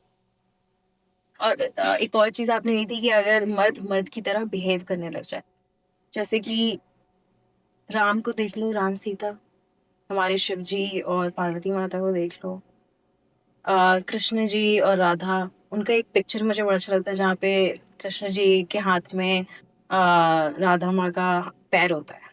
हम्म, कभी आपने देखा है कि किसी देवी के हाथ में किसी देवता का पैर, कोई फोटो देखा है? ये तो सबसे प्यारी चीज है हमारी हिंदुइज्म की, तो ये चीज कभी देखा ही नहीं। तो मतलब भगवान जो देवी देवता है वो भी आपको सिखा रहे हैं यार कि आपको किस तरीके से रखना है, आपके घर की लक्ष्मी को, आपके घर की बेटी को, बहन को किस तरीके, ये होता है प्रोवाइडर, इसको बोलते हैं ऐसे प्रोवाइड करना, उनको प्रोटेक्ट करना।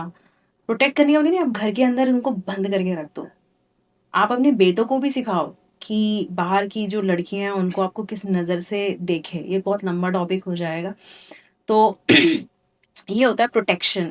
यहाँ पे मर्द मर्द की तरह बिहेव करने लग जाए और वो सिर्फ प्रॉपर्टी ना समझे, उनको एक सोल की तरह समझे, because at the end we all are soul, we all are energies. तो वहाँ पे मुझे लगता है कि जो मेन है उनको इस तरीके से बिहेव करना चाहिए जैसे हमें देवी देवता के टाइम में सिखाया गया है। आई थिंक वो पॉसिबल नहीं है, कलयुग का जमाना है। ये पॉसिबल है, बिल्कुल है पॉसिबल, अगर इसमें दोनों साइड पे दोनों चेंजेस साइड। आए। अब मैं आपको बताता हूँ कैसे।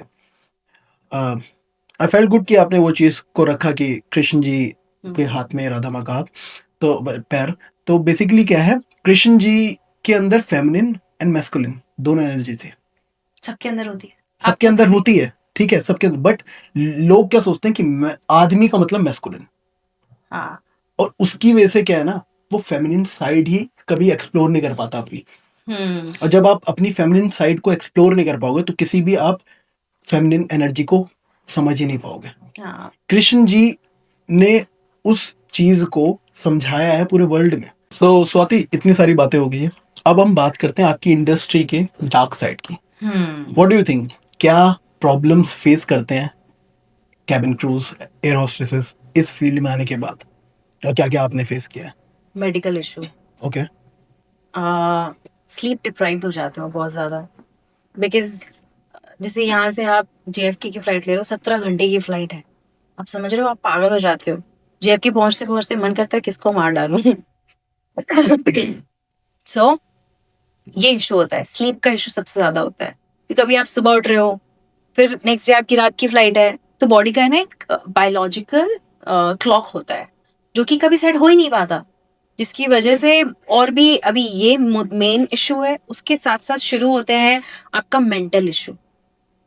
आप अगर, जैसे कि मैं एक फिटनेस फ्रीक लड़की हूँ, मेरी बॉडी, मैं कितनी भी कोशिश कर लूँ मैं उस लेवल तक जा नहीं पाती हूँ, क्योंकि आपको ही पता है that diet and sleep, gym में 2 घंटे में बॉडी नहीं बनती है, पर आप 24 घंटे में, सॉरी 22 घंटे आप क्या करते हो, कैसे डिसिप्लिन रहते हो, कितना घंटा सोते हो, इससे आपकी बॉडी बनती है। तो ये एक इशू होता है कि आपका वेट, इसकी वजह से, स्लीप की वजह से आपका वेट जो है बहुत ज़्यादा फ्लक्चुएट करता है, ब्लोटिंग होती है। मेरे साथ अक्सर होता है कि मैं किसी भी दूसरे कंट्री में जाती हूँ, यूरोप ले लो आप या एशियन कंट्री ले लो, मैं जाते साथ ब्लोटेड हो जाती हूँ। प्लस एयर का प्रेशराइज सिस्टम जो होता है वो भी बहुत ज़्यादा प्रेशराइज होता है अंदर, जिसकी वजह से आप खाना कम खा पाते हो क्योंकि आप ब्लोटेड रहते हो बहुत ज़्यादा, खाना आप कम खाते हो। फ्लाइट का अगर खाना खाओगे तो और खराब, क्योंकि वो 2 दिन पहले बना हुआ रहता है खाना, 1 दिन पहले। सो अब अपना खाना कैरी करोगे तो देर आर फ्यू एयरलाइन जो कि अलाउ नहीं करते, क्योंकि आपको फूड पॉइजनिंग हो सकती है, ये वो, ये भी होता है। अच्छा, यस। तो आप नहीं खा सकते लेकिन लोगों को खिला रहे हो? आप अपना खाना मत लेके आओ, अच्छा, अपना खाना।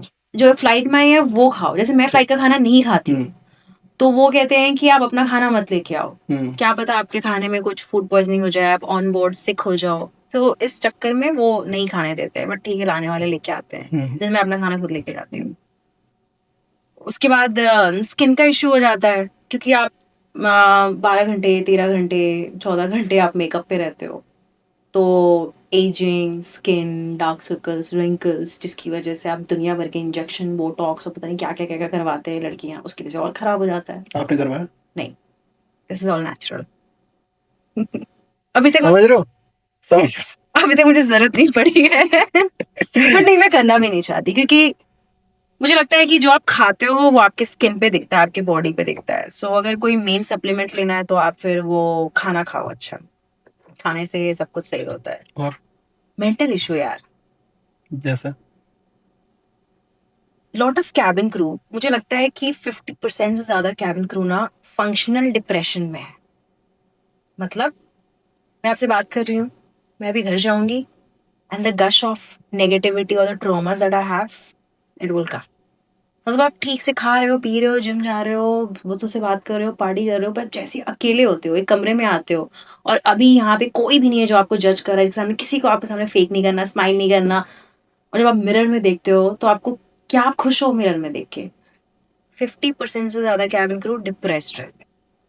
लोनलीनेस, क्योंकि अगर मान लो आप में कैबिन क्रू हैं या फिर आप पायलट हो, मैं क्रू हूँ, हमारा रोस्टर मैच नहीं करेगा मोस्ट ऑफ द टाइम, तो हमें टाइम स्पेंड करने का टाइम ही नहीं मिलेगा।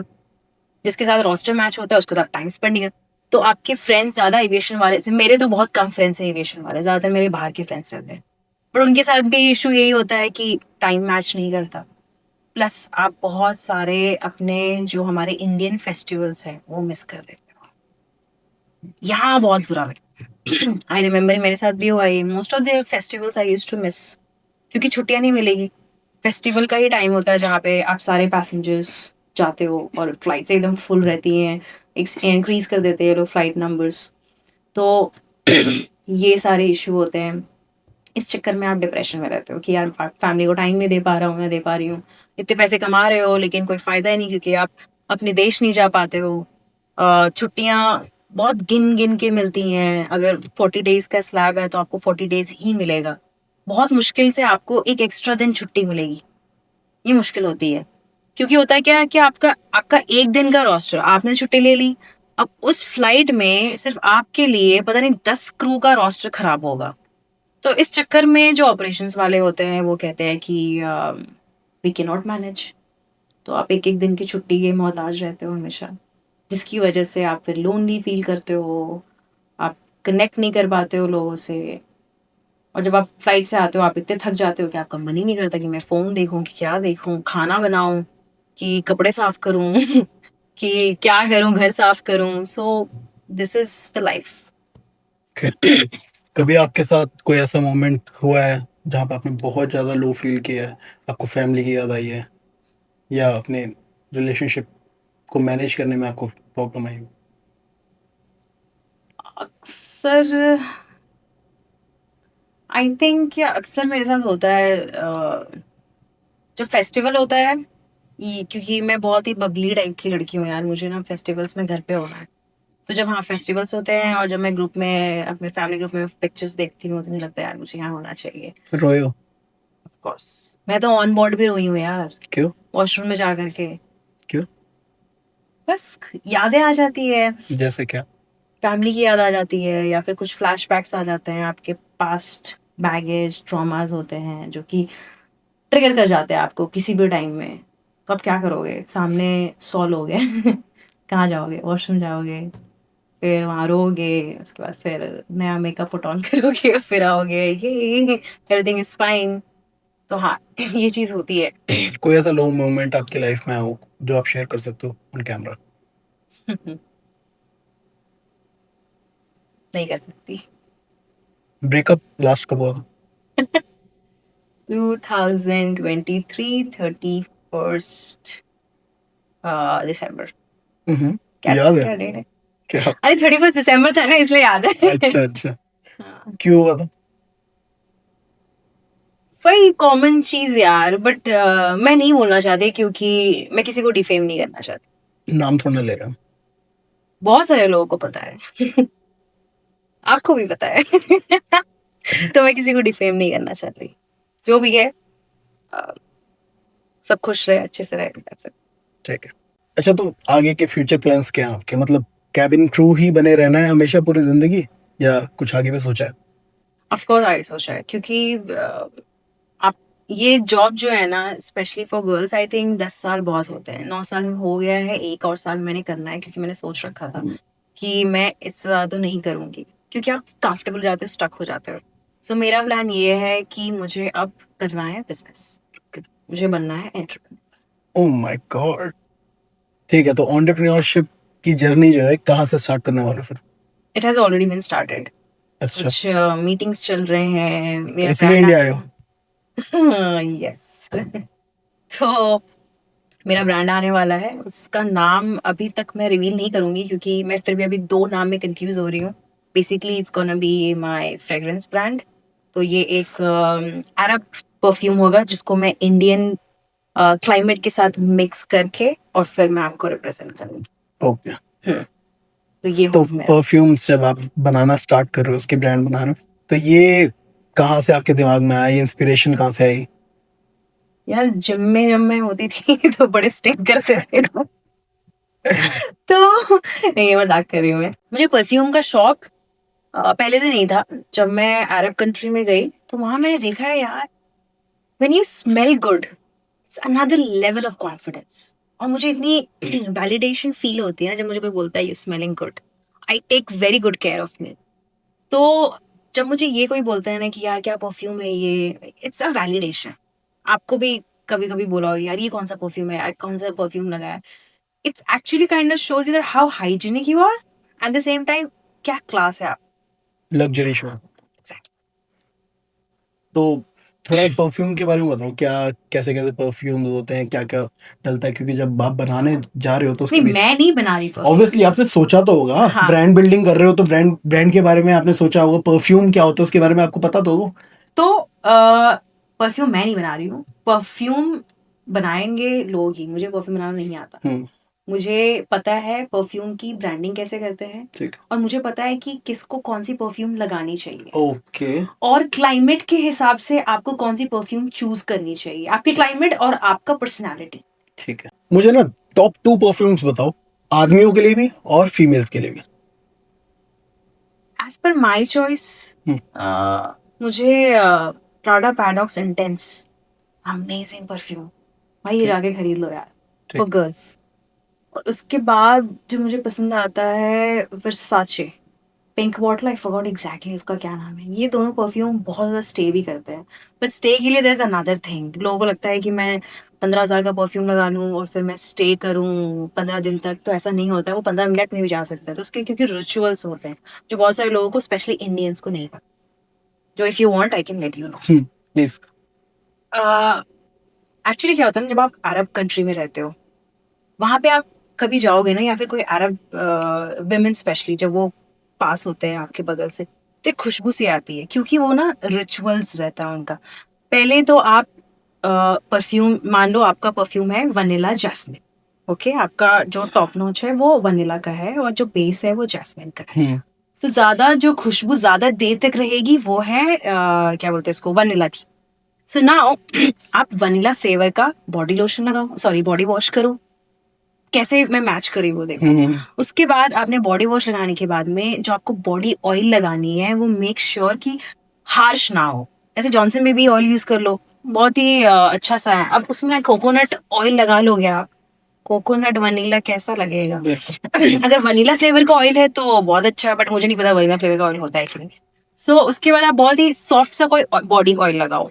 उसके बाद आपने लगाना है बॉडी लोशन वनीला फ्लेवर का। ओके। उसके बाद आपने बॉडी मिस्ट लगाना है वनीला फ्लेवर का। एट लास्ट आप परफ्यूम लगाओ। अब परफ्यूम क्या करते हैं हम इंडियंस, बचपन में तो सिखाया गया था ना, अंडर आर्म से मार लिया, यहाँ मार लिया, यहाँ मार लिया और हाथ ऐसे से कर लिया। एकदम रॉन्ग। अच्छा। परफ्यूम आप लगाओ, खुल के लगाओ यार, जितना परफ्यूम है उतना लगाओ। यहाँ मार रहे हो, यहाँ मार रहे हो, आप हर जगह मारो। उसके बाद आप हाथ पे लगाओ। हाथ में इतना मैं हैंड मूवमेंट कर रही हूँ ना, ये नहीं, ऐसे ऐसे हाथ अच्छा पे, अच्छा, ठीक है। क्योंकि हैंड मूवमेंट कर रहे हो ना आप, तो वहां पे जा रहा है। फिर जब किसी से गले मिलते हो तो आप यहाँ पे अरब्स का एक होता है कल्चर, दे किस बोथ द साइड। तो इस साइड में, नेक्स्ट साइड में लगाओ। बैक पे अगर ट्राई कर सकते हो तो बैक पे लगा लो। पर जो मैंने आपको ये 5 स्टेप्स बताए ये रिचुअल परफ्यूम के कैसे स्टे करेगा, तो ये ऐसे स्टे करेगा। ठीक। अगर आप ये रिचुअल नहीं कर रहे हो, अपना गुड केयर नहीं करते हो हाइजीन का, तो आप 1 लाख का परफ्यूम लगा लो, फिर भी कुछ नहीं होगा। टॉप 2 परफ्यूम्स जो आप मेन को सजेस्ट करोगे किसी? Okay, I think the first will be Gissah imperial blue. Okay. मैंने अभी जस्ट लिया, it is amazing, it's unisex but it's amazing, Gissah का आता है। एंड देन सेकंड वन, बहुत सारे यार, but second one I think Versace blue. Okay. Yeah, this two I think goes with everyone. Yeah, इससे जरूरी नहीं है कि आप प्रेफरेबली वुडी लो, मस्की लो, आप सबके साथ ये जाता है। So, yeah, गिस्सा ट्राई करो। अच्छा, एक क्वेश्चन था जो कि रह गया था। बहुत बार ऐसा होता है, हमें सुनाई देता है एयर होस्टेसेस और पायलट्स के बारे में कि उनका थोड़ा लवी डबी चलता है। तो आप क्या कहना चाहते हो उसके ऊपर? चलता है यार, क्योंकि कलीग्स है ना, अभी किससे बात करोगे? कलीग्स तो कैबिन क्रू भी होते हैं, उनकी भी शादी होती है, इट्स वेरी नॉर्मल। जैसे कि मतलब मैं वैसे बता रहा हूँ कि ये तो रिलेशनशिप और डेटिंग वाला चीज हटा के बोल रहा हूँ मैं। अच्छा, कैबिन क्रूज क्या लुक अप टू करते हैं किसी पायलट को just for their luxurious life and their money? करते हैं यार, तो होता है ये सब। कुछ लड़कियां करती हैं, कुछ नहीं भी करती हैं, पर्सनल प्रेफरेंस है। तो personally me I like main in uniform. Okay. अब वो कोई सा भी बढ़िया यूनिफॉर्म हो, मुझे मेन यूनिफॉर्म अच्छे लगते हैं, वो आर्मी वाले हो या फिर कोई सी भी उठा लो, कोई मुझे मतलब अच्छे बढ़िया यूनिफॉर्म चाहे वो गार्ड ही क्यों ना हो, फुल आयरन बढ़िया है। I respect all the security guards. But उनके पास पैसा नहीं है। बट ऐसी बात नहीं है, I mean, क्या यार, पैसे इंपॉर्टेंट होते हैं यार। राइट। इसका मतलब ये थोड़ी ना कि मैं पैसे कमा लूंगी, मैं तुम्हें दे दूंगी। सो जस्ट लाइक यार, आप जैसे अभी पॉडकास्ट बना रहे हो, कोई एक लड़की, खूबसूरत सी लड़की कन्या आएंगी और वो पॉडकास्ट बनाना चाहेगी, तो उसमें क्या बुराई है? और आपको उससे प्यार हो जाए तो उसमें क्या बुराई है? किसके साथ ज्यादा टाइम जिसके साथ रहोगे उसी आपको प्यार होगा, उसी के साथ टाइम स्पेंड करोगे। तो ये होता है, बहुत सारी शादियां होती है। अभी मैं परसों आई हूँ एक शादी से, तो वो मेरे साथ ही क्रू थी कुवैत में, और उनका जो हस्बैंड है वो कतर में पायलट है। मैं देखो ये सारी चीजें मैंने पहले भी बोली, रिलेशनशिप्स एंड डेटिंग की बात नहीं कर रहा, मैं एक्स्ट्रा मैरिटल अफेयर्स की बात कर रहा हूँ। होता है क्योंकि वही लोग अवेलेबल है ना, लेवर पे आप जाते हो। बहुत सारे पोल खोल रही हूँ मैं। लेवर्स पे आप जाते हो, तो आप किसके साथ पैसे लेके थोड़ी जाओगे, अपने किसी और को साथ लेके थोड़ी ना जाओगे, आप उनके साथ जा रहे हो, तो आप जो करोगे उनके साथ करोगे। अब कॉर्पोरेट में क्या नहीं होता, ये ज्यादा होता है कॉर्पोरेट में, क्योंकि आप डेली उसको देख रहे होते हो। ऐसा है कि मैं आपके साथ फ्लाई करूंगी आज, शायद मैं जिंदगी भर ना फ्लाई करूं आपके साथ, या शायद मैं 1 साल बाद फ्लाई करूं, सो वो कनेक्शन ना आए। लेकिन आप कॉर्पोरेट में हो, एक सेम टीम में हो, अफेक्शन ज्यादा हो जाती है। आई थिंक कॉर्पोरेट में ज्यादा होता है, रादर दैन, ये एक मिसकंसेप्शन है कि ऐसा कैबिन क्रू और पायलट के बीच ऐसा होता है, लेकिन ये आई थिंक ज्यादा कॉर्पोरेट्स में होता है। प्रमोशन के लिए सब कुछ नहीं होता, कैप्टन कुछ नहीं कर सकते हमारे प्रमोशन के लिए, उनकी अलग डिपार्टमेंट होती है, हमारी अलग डिपार्टमेंट होती है। चलो ये सारी चीजें क्लियर कर दी हैं इन्होंने। फिर एक वो वीडियो देखी मैंने आपकी जो सबसे ज्यादा वायरल हुई, किस पे है वो, क्या नाम है उस लड़की का? I bet you to know that, वो जो भी है, तो उनके ऊपर आपने एक वीडियो बनाई थी तंज कसते हुए उनको, तो उस चीज पे थोड़ा आप बताएंगे? आपको बुरा लगा? नहीं, मुझे कोई बुरा नहीं लगा, मैं एकदम न्यूट्रल हूँ उस चीज पे। यार मैंने वहां पे पता है क्या बात करी है, मैंने बात करी है कि आई डोंट केयर आप क्या कपड़े पहन रहे हो, ठीक है? अगर आप स्पोर्ट्स ब्रा में वर्कआउट नहीं करोगे तो किस में वर्कआउट करोगे आप? आपके पास बॉडी है, लड़के स्टेज पे बॉडी बिल्डिंग कॉम्पिटिशन में जाते हैं तो उनको एक इतना छोटा सा अंडरगारमेंट पे रहना पड़ता है, तो क्या वो न्यूडिटी फैला रहे हैं? नहीं, that's the demand of that place. Victoria secret के आप मॉडल हो या फिर कहीं के भी मॉडल, आप रैंप वॉक कर रहे हो, तो आप उसमें क्या पहनोगे? जो वहां का डिमांड है। लेकिन I bet you don't know this, बोलते वक्त you don't have to shake your books, simple. क्यों करना यार? Normally I bet you don't know this, ऐसे भी तो बोल सकते, पर ऐसे व्यूज नहीं आएंगे ना। व्यूज नहीं आएंगे ना। 20 लाख रुपए कमा रही हो अपने सब्सक्रिप्शन से, कैसे? ऐसे। यार मुझे नहीं लगता कि 20 लाख कोई कमा सकता है। आपने शायद उनके सब्सक्रिप्शन नहीं देखे, 20 लाख। आपने लिया? मैंने नहीं लिया भाई, मैं अच्छा बच्चा हूँ। अच्छा, ठीक है, और मेरे को आई बेट मेरे को सब पता है।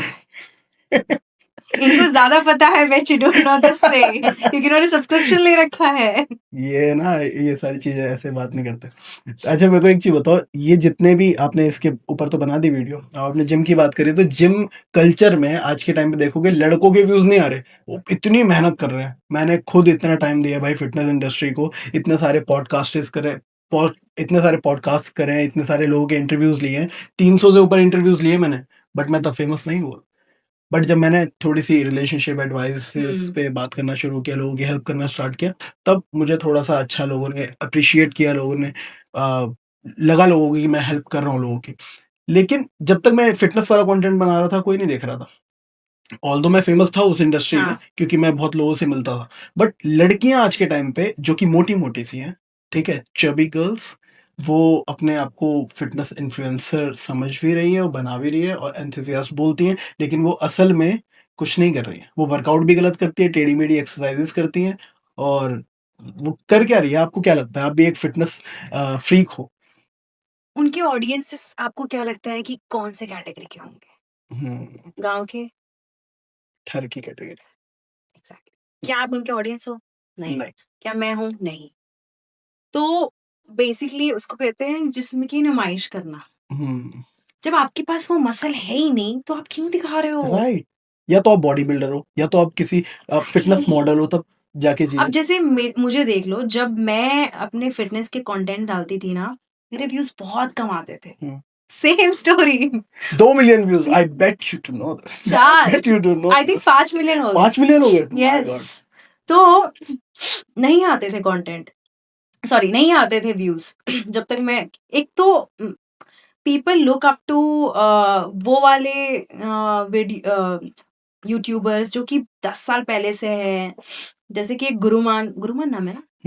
हाँ, जैसे कि वो बना रहा है वीडियो या फिर फ्लाइंग बीस्ट बना रहा है, तो ओके लोग देखते हैं कि इसकी बॉडी कितनी अच्छी है। मेरी बॉडी कोई बहुत अच्छी नहीं है, तो ओके लोग रहते हैं हाँ ठीक है, बस ये जिम जाती है, ऐसा करती है।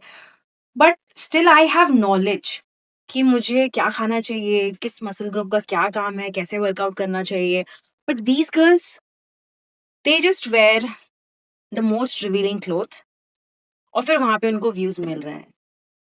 पर वो व्यूज कौन है? आई टोल्ड यू कि वो सारे वो ठरकी लोग हैं जो कि बस एग्जैक्टली। तो ये वही लोग हैं, तो ये अच्छे लोग नहीं देख रहे हैं, आप और मैं जैसे लोग हम जाके नहीं देखेंगे। So even if they are earning money, it's called cheap publicity, जो कि एक ना एक दिन खत्म हो ही जाएगी। तुमसे कोई ज्यादा आ जाएगा दिखाने वाला, है ना? आज तुम इतना दिखा रहे हो, कल इतना पूरा दिखाने वाला आ जाएगा।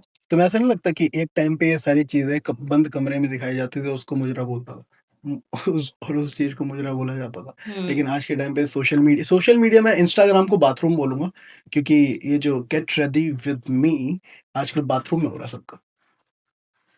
क्या लगता है तुम्हें ऐसा? अभी आज ही सुबह एक वीडियो आई है यार मेरे पास, जिसमें वो था कि इंस्टाग्राम नो, बाथरूम टेक।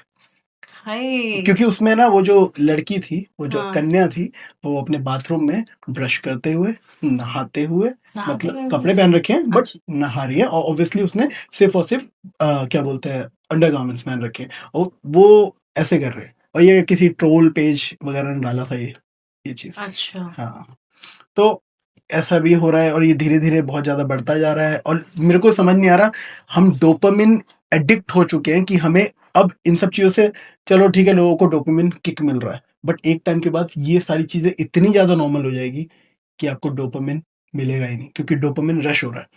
हर चीज़ में आपको डोपामिन मिल रहा है, हर कंटेंट में आपको डोपामिन मिल रहा है, हर रील में आपको डोपामिन मिल रहा है, जिससे आप कहीं न कहीं अपने डोपामिन को अपने ब्रेन को खराब कर रहे हो। बहुत ज़्यादा डिमिनिश हो रहा है आपका ब्रेन उसकी वजह से। डोपामिन बार-बार मिल रहा है, आप खुश ही नहीं होगे, आपको किक ही नहीं मिलेगी किसी चीज़ से। है ना, आप 2-2 घंटे रील देखते रहते हो। बिल्कुल, पता ही नहीं चलता। टाइम ऐਵੇਂ ही पार हो जाता है। और एक बंदे का आप शक्ल याद नहीं रखते हो, जो 2 घंटे आप रील देखिए ना, एक इंसान की शक्ल याद नहीं होगी आपको। और आप ना इस तरीके से ना, आप पता है कि 1-1 घंटे के पॉडकास्ट में ना आप फोकस नहीं कर पाओगे, क्योंकि आपके ब्रेन को आदत हो गई है। हर एक 30 सेकंड्स में चेंज हो रहा है, अभी कुछ मिल रहा है, कभी कुछ मिल रहा है। सेम चीज़, जैसे लड़के 10 लड़कियों को कभी इसको मैसेज करें, कभी इसको करें, इट्स द सेम थिंग। और ये बहुत नॉर्मल हो रखा है। बट मेरा ये लोगों से, ओके, आई डोंट केयर कौन सी लड़की क्या पहन रही है, बट क्या उस प्लेटफॉर्म का डिमांड है वो मैं वहां से जस्टिफाई कर, क्योंकि लोग देख रहे हैं और उन्हीं लोगों को देखा जा रहा है जो दिखा रहे हैं। बट उसका इंटेंशन क्या है? हम्म, जैसे कि फॉर एग्जाम्पल आप पॉर्न इंडस्ट्री में हो, हम्म। You can not wear the clothes and then do the action, right? Because वो उसकी डिमांड है। आई स्टिल रिस्पेक्ट दोस अच्छा, मैं आपको एक रील दिखाना चाहूंगा, ठीक है? हाँ। ये देखो।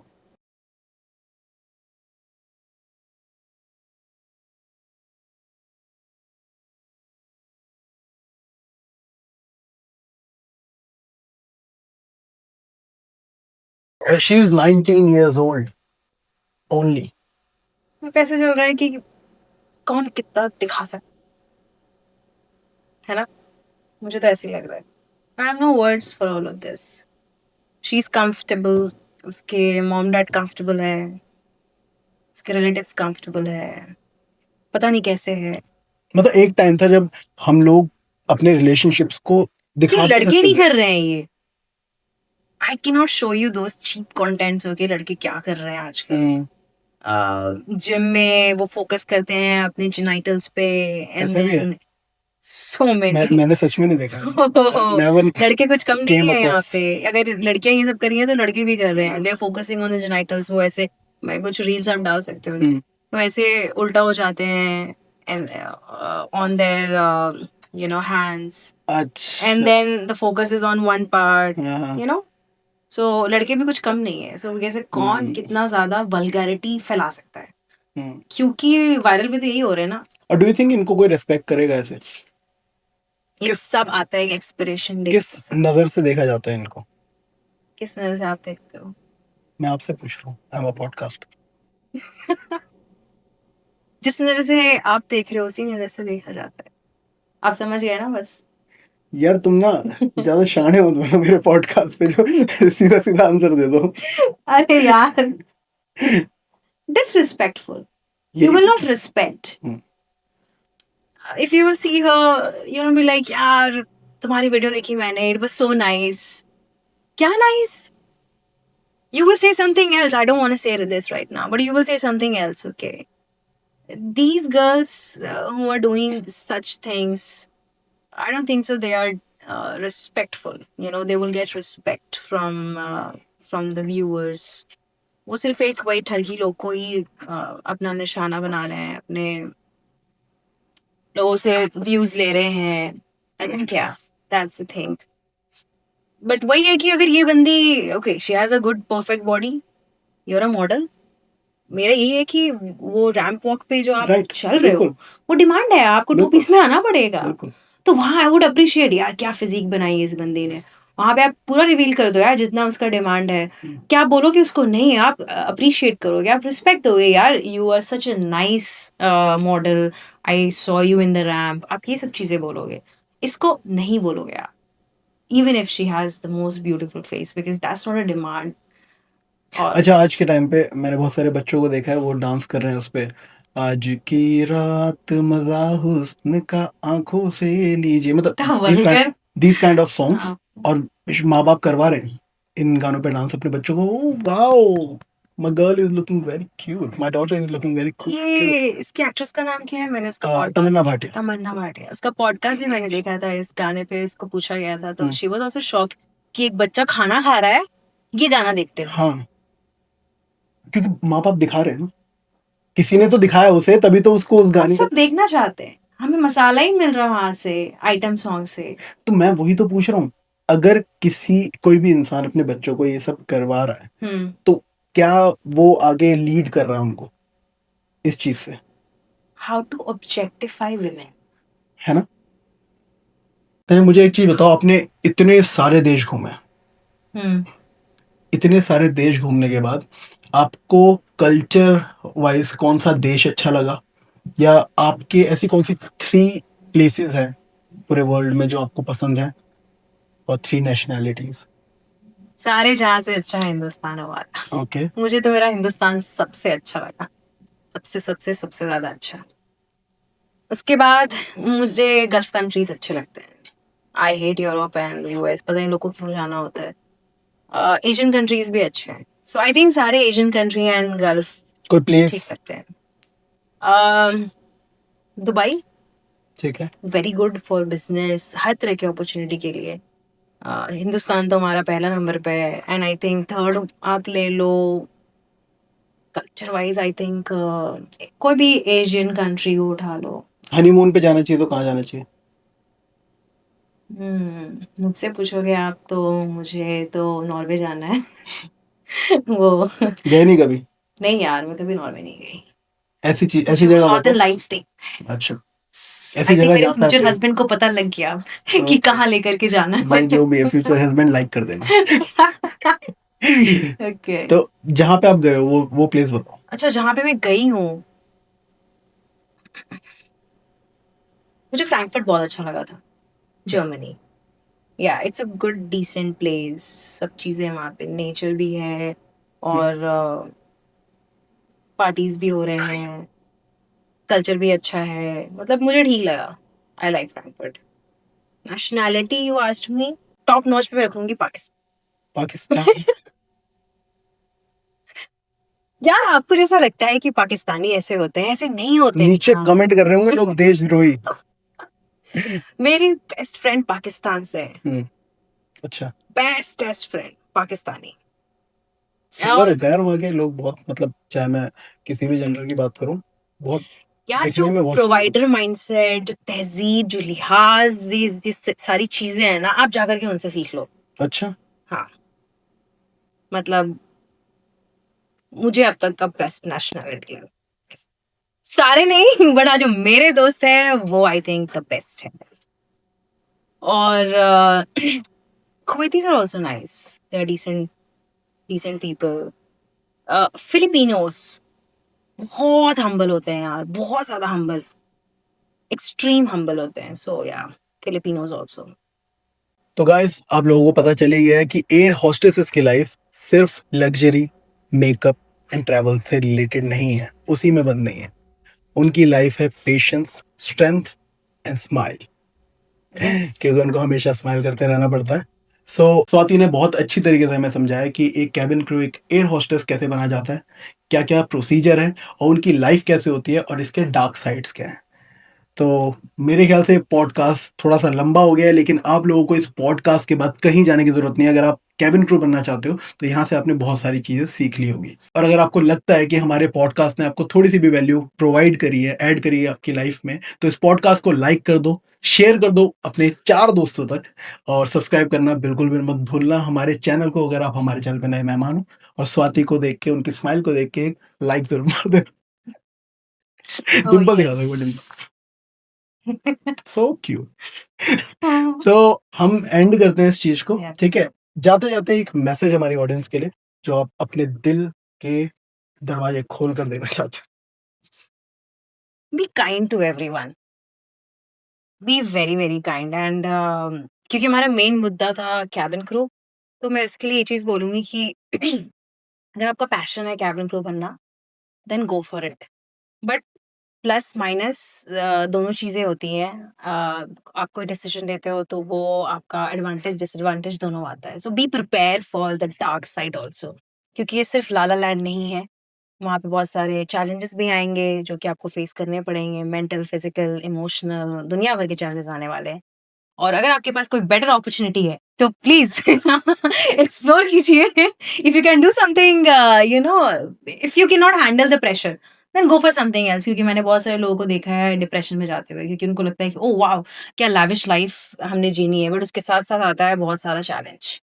सो I think yeah, and be kind to everyone please, and specially men, please do not waste women's time, please. हो। You can say please do not waste time on women. हाँ ठीक है। हाँ ठीक है। टाइम पे बात हो रही है हमारी, है ना? हाँ ठीक है। अच्छा, तो आपको हमारे पॉडकास्ट में आकर कैसा लगा? यार मुझे मजा आया, trust hmm, me. I think 1.5 hours हो गए ना, या उससे ज्यादा हो गए शायद। And it was amazing talking to you. I think I have met you 5 years ago। Hmm.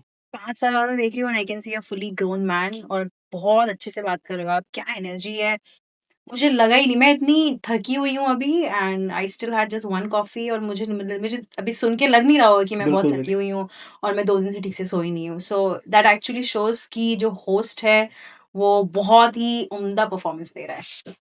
Yes. Thank you. So energy, you know, energy. You gave me that energetic vibes and I got it. So I think इसलिए मैं भी इतना अच्छा बोल पाई हूँ, अगर अच्छा बोल पाई। Thank you so much, I really appreciate it. And आपका बहुत-बहुत शुक्रिया मेरे पॉडकास्ट में आने के लिए और ऐसे रश में आपको बुलाने के लिए बहुत-बहुत माफ़ी चाहता हूँ मैं, ठीक है? लेकिन मुझे बहुत मज़ा आया आपके साथ बात करने में। ये सारे टॉपिक्स को मैं बहुत सालों से सोच रहा था कि मैं करूँगा एक पॉडकास्ट, बहुत सालों से मतलब 1-2 सालों से कि मैं करूँगा ये पॉडकास्ट और आज हमने फाइनली कर लिया। फाइनली 1 साल बाद 1 साल बाद कर लिया और बहुत अच्छा पॉडकास्ट हुआ है। क्या? आई होप आप लोगों को पसंद आया हो। आप इंस्टाग्राम पे फॉलो कर सकते हो स्वाति को, Swati Jha, girl with muscles. Girl with muscles. Muscle दिखा दो एक बार। ओह माय गॉड! देख रहे हो भाई? मुझसे बड़ा वैसे है ये। नहीं यार। तो गाइस हाँ। इनको फॉलो करो जाके इंस्टाग्राम पे, मुझे भी फॉलो करो, हमें द वीटी शो को फॉलो करो जाके। आपको इस पॉडकास्ट की इनसाइट्स एंड इस पॉडकास्ट से रिलेटेड जितने भी शॉर्ट्स हैं वहाँ पे मिल जाएँगे। सो डू फॉलो हमारे सोशल मीडिया हैंडल्स को। तो मिलते हैं अपने नेक्स्ट एपिसोड में किसी और फैंटास्टिक गेस्ट के साथ। तब तक के लिए स्वस्थ रहो, मस्त रहो और जीते रहो अपनी ज़िंदगी। Thank you so much for watching this video.